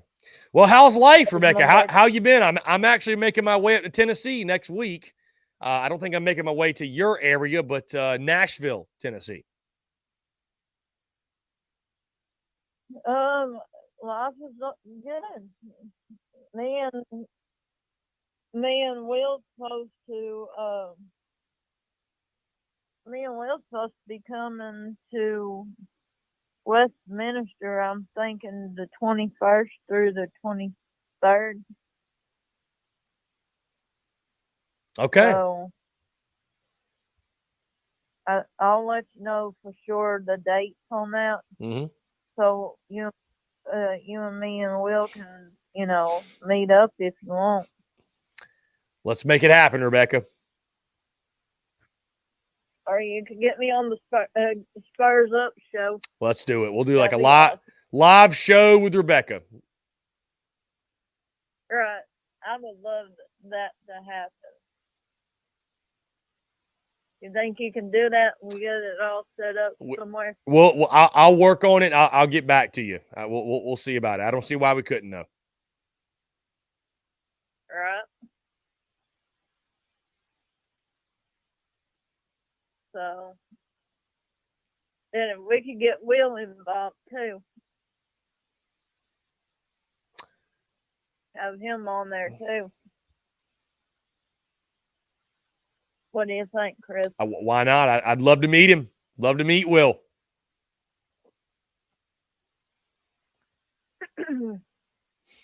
Well, I reckon I'll get off of here, and I wanted to call in before my birthday party get started and everything. Rebecca, happy birthday to you from all of us. Truly, hope you enjoy the birthday party and enjoy your special day. I will. Rebecca, great to hear. I love you. We love you as well, Rebecca. Great to hear from you. All right. All right. Bye. Bye-bye. Great stuff from Rebecca. Anyways, let's get back into your questions. Let's see. Austin Gregory, Greg Sankey extension is a no-brainer. Congrats to Sankey. Yeah, definitely. How about this? Madison Duncan, breaking news. Allen University is purchasing land in Richland County for its own football stadium. Love to see that. Eric Irie, you planning to interview any ex-players anytime soon? Yeah, we'll make it happen. Why not? Call from Peyton. Peyton, what's going on, my man? How are you? Good about yourself, bro. I'm doing fantastic, man. I appreciate you asking. What's going on? So I'm sitting here thinking, took a vacation this weekend to the great state of Kentucky. You know where that good Wildcat pack is grown out. Right. And, Right. So we're on the way back to our family's house, and I'm sitting here thinking, what if you could pick one? If you had to pick one, what would be the most important must-win game for the Gamecocks next season? If you had to pick one, what would be, say, the most important as far as continuing the momentum with recruiting and continuing the trajectory that Beamer's got this program on? If you had to pick a singular game, what would you say would be the most important? Yeah, well, I mean, I would say this. To continue the momentum in recruiting and to continue the upward ascension, you need to I'm not going to say that if you go 7-5, you don't continue the momentum. I'm not going to say, like, they're not all built the same. They're not all built equally. But getting to 8 wins would be great to continue the momentum, the ascension, get back, match last year's win total. And I've already went on record and said that must-win game for me. And I don't know, it really depends, I'll say this, Will, on how you define the must-win game. Some people UNC's must-win. Some people Tennessee's must-win. Some say Clemson's the must-win. I look at the Florida game being as just the swing game that we're, coming off the bye week. You need to weather the storm in the first 5 games, but the Florida game, I think, is symbolizing where you need to start playing really good football because you go into the back half of your schedule that you can take advantage of, right? Games against Mizzou, Kentucky, Vandy, Jacksonville State. You got the game at A&M. You got the game at home against Clemson. You got some very winnable games. You can't afford to stub your toe, in my opinion, against Florida. I think to maximize the potential of the season, that's just a game you have to take care of your business in. I mean, most Gamecocks are chalking that up as a W already, but, dude, after last year, you got to take care of your business. You got to take care of your business. So that game against Florida, to me, man, I mean, there are certainly others you could convince me of. That Florida game is the one I look at and say, South Carolina, they've got to have it this year. Yeah, I think if we beat a team like Florida this year, I think it starts to maybe reestablish the floor of expectations. Starting to change our expectations as to teams that we are supposed to perform well against and we are supposed to win. Mm-hmm. Like, I think Missouri is in that conversation as well. Same as Florida. I would put Missouri as a very important game for Carolina going forward because I mean I'm tired of Eli Drinkwitz owning South Carolina. I'm tired of that. Mm-hmm. Missouri is not. They're not on the same trajectory as we are. They're not. They're just not. And I'm tired of coming in second to those bastards in Missouri. Okay, it's true. Yeah, but, I mean, listen, I hear you, man, and I've got the Gamecocks beating Mizzou. I've got the Gamecocks beating Mizzou and beating Kentucky. So, which I think that when you talk about snapping streaks, and obviously last year was a big year for that. That Mizzou streak certainly, man, is one that you've got to get rid of it. You got to get that monkey off your back. You can't keep losing it to Eli Drinkwitz and Mizzou, and you're just making life much tougher on yourself when you do that. So, I like, I know that game is a game that most are going to be writing off as South Carolina to lose because they've lost 4 in a row. I like the Gamecocks in it. I do. I'm picking them to win that game, and we'll see what happens. But it's certainly one that you need to get.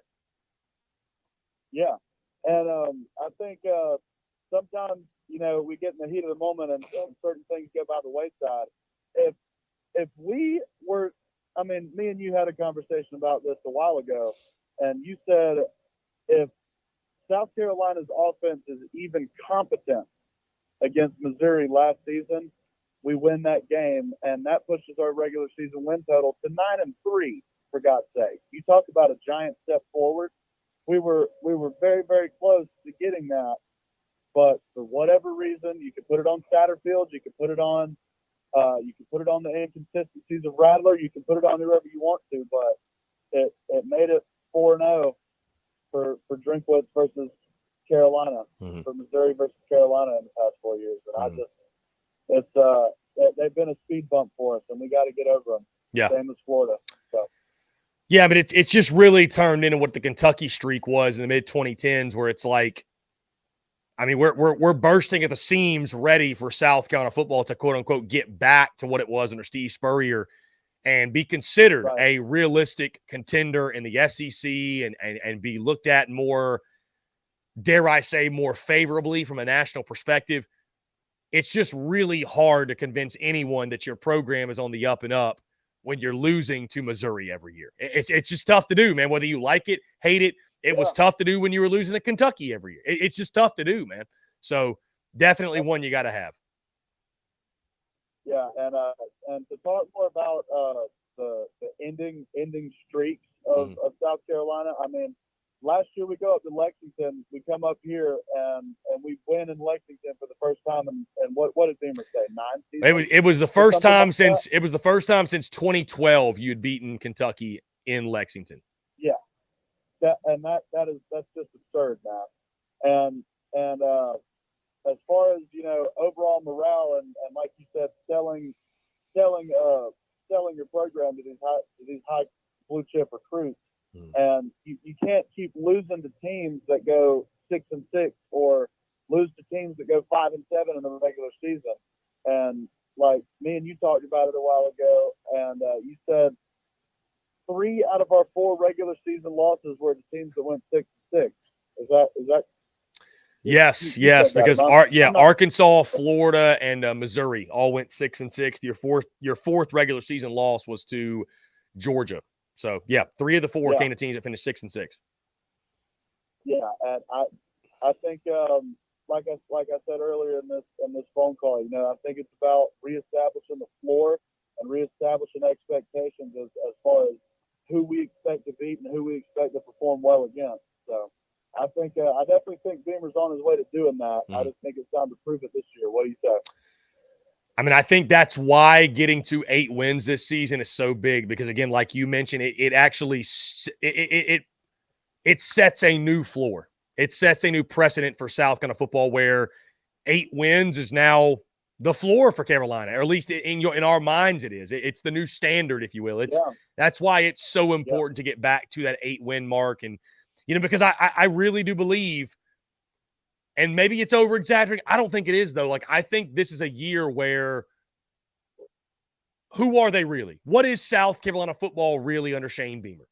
Are they going to overachieve again? And it go from being, well, they've overachieved to this is who they are. They're an 8-9 win team under Shane Beamer. He gets the most out of his football team. They're well coached. They may not be the most talented. They're getting there. They're adding pieces. But because of who they are, what they do, how they do it, they're going to be an 8-win team on a yearly basis at minimum.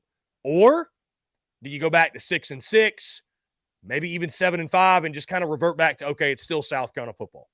That's why it's so important and so big to get to. If you can get to that 8 wins or more mark in year 3, that's why it's such a big deal. Yeah. And a couple of days ago, I called in and we were talking about best and worst case scenarios. And I said 9-3 would probably be my best case scenario, but 8-4 with a 9th win. If you pick that win up in a bowl game and you go 9-4 for the total season, I label that just as big a success as going 9-3 and losing the bowl game. Right. Right. Yeah, total wins. I mean, just total wins. I mean, if you can get to 9 wins either way, that would be a massively successful season. Massively successful. Yeah.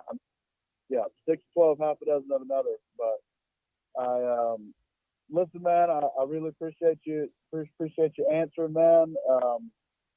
I'll hold it down for the Gamecock fans up here in Wildcat Country and give them hell every chance to get. So I appreciate you answering the call, man. I love talking to you. Love the show. Appreciate it, Chris. Thanks for the up show. Go Cox, man. Peyton, you're the man. I appreciate it. Go Cox, my dude. Thank you. Appreciate it.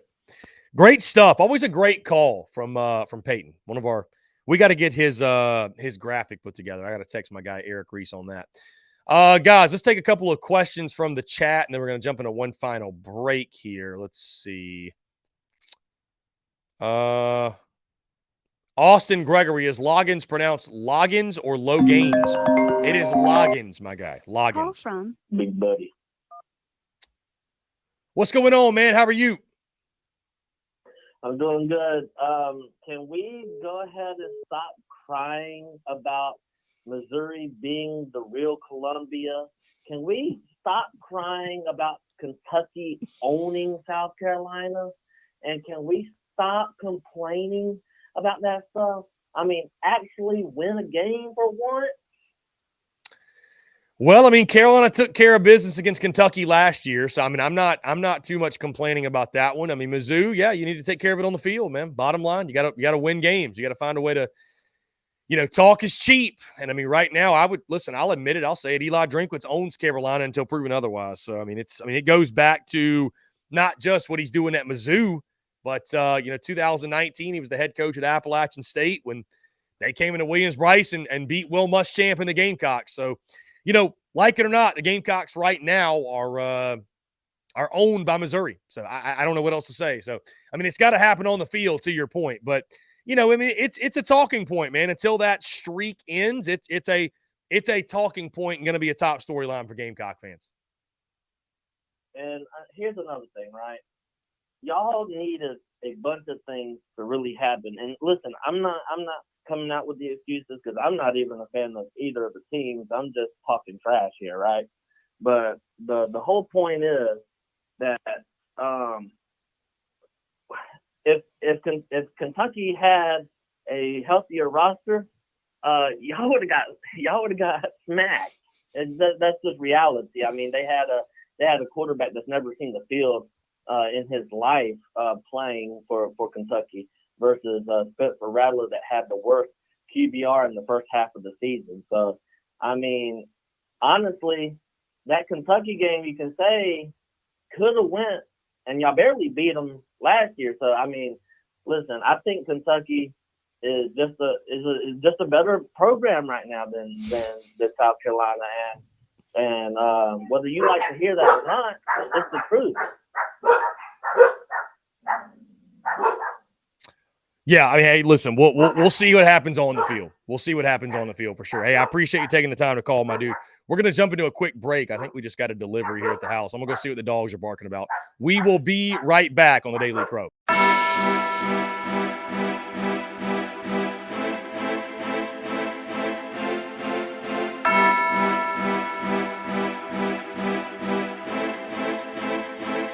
Marshall Dougie, ho.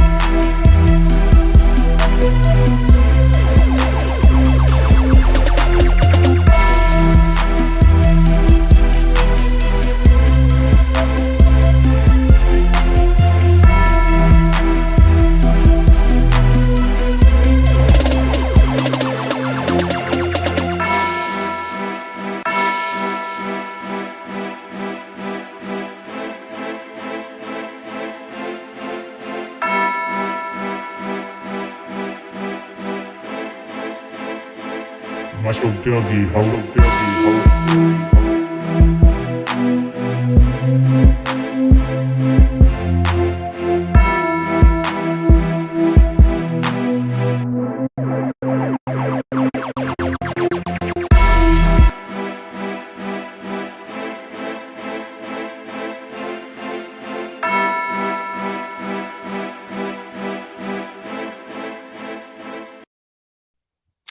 All right, guys, we're back. Final 10 minutes or so here in the Daily Crow. Taking your questions, comments, calls, 843-790-3377. Let me say this. I do apologize for what just happened. The dog started freaking out. I thought somebody was breaking the freaking house. I think what happened, though, they're doing a lot of construction in this neighborhood, and I think I don't know, it sounded like somebody might have drove by and a loud noise. I don't know. I don't know what happened, but dog started freaking out. I was like, let me go see what the heck's going on. So our previous caller, I do apologize. I think they more so knew it was a Georgia fan and said, hey, get off the phone. I don't know. Either way, I apologize. If you want to call back in, you're more than welcome. Yeah, they freaked out, though. I had to go calm down the pups. So maybe they're just ready to go out. Let's jump back to the phone lines here. From Man, I'm the one breaking in your house. Did you answer the phone? to accept, press 1. To send a voicemail. BDD, what's going on, man? Man, you almost caught me. I was trying to sneak in. Yeah, I could tell, man. The dogs would have probably ripped you a new one. Yeah, I tried to show them a picture of old Smokey, but they didn't trust me. Nope. What's Well, going I on, man? was trying to call in. I heard you didn't get the invite to Rebecca's birthday. Whose birthday? Yeah, Rebecca's birthday is today. Man, let me tell you something, okay? Now, there is a birthday today that I wanted to call in and give a shout out to. Somebody who's always been there for me through thick and thin. Always somebody I could rely on to make me feel better, you know, about whatever the day held before I come home. And it ain't Rebecca, so don't think that. But there is a birthday today that I just want to give a shout out to. And I'm actually going to the movies here in a little bit in honor of his birthday. But Han Solo, a.k.a. Indiana Jones, the man, the myth, the legend, Harrison Ford. It's his birthday. So if there's anybody's birthday that needs celebrating today, it's that man. Living legend. I still sleep with my little Chewy stuffed animal that I got so I can act like I'm Han Solo, you know, my little buddy. So that's the only birthday I'm shouting out today is Han Solo. I don't care if I didn't get invited. I bet Keith is going. Apparently Keith's not going. Hey, apparently Keith's not going either. Man, I ain't even thought about her in at least 7 hours, and you got to bring her back up. Good Lord, man! I just wanted to call and ask how you doing. I apologize for ruining your Thursday, my guy. Yeah, man. I was looking forward to going to Indiana Jones, but now I feel like I need to go choke something, you know? All right. Well, how's it going? You going to Tennessee next week? I'm going to Tennessee, man. I'm going to Tennessee. I'm going to Nashville, so I don't know if we'll be able to make the detour to go to Shoney's, but man, yeah. I gotta buy one, get one. You want to show up, man? I got an empty seat at the booth now. Since you want to bring up the past, you know, there ain't nobody going with me. So I mean, okay. Let's do it. I mean, I'd love to. I'd love to check it out. Why not? You know, it's me, Ruth. She's a good lady. She takes care of me every time we go. She's a good waitress. She knows my order. No matter what time of the day it is, I'll wind up in there. She shows up. And she takes care of old Dale. I love that. We got to make it happen. Man, it's hard to talk to you today, man. You've had like 17 callers. I've done left like 3 voice messages. Dude, I know. I've the phone lines have been ringing off the hook, my friend. I love it. Honestly, I love it. Man, I just want to call in and see what's going on. And Chris, man, you know what? You probably owe me $4 now after breaking my heart. I mean, I'll be honest with you. Ain't even 2 now. Then doubled it to 4. Bringing up the past. You done told me you ain't got no single cousins, so I mean it's hard for a man out here.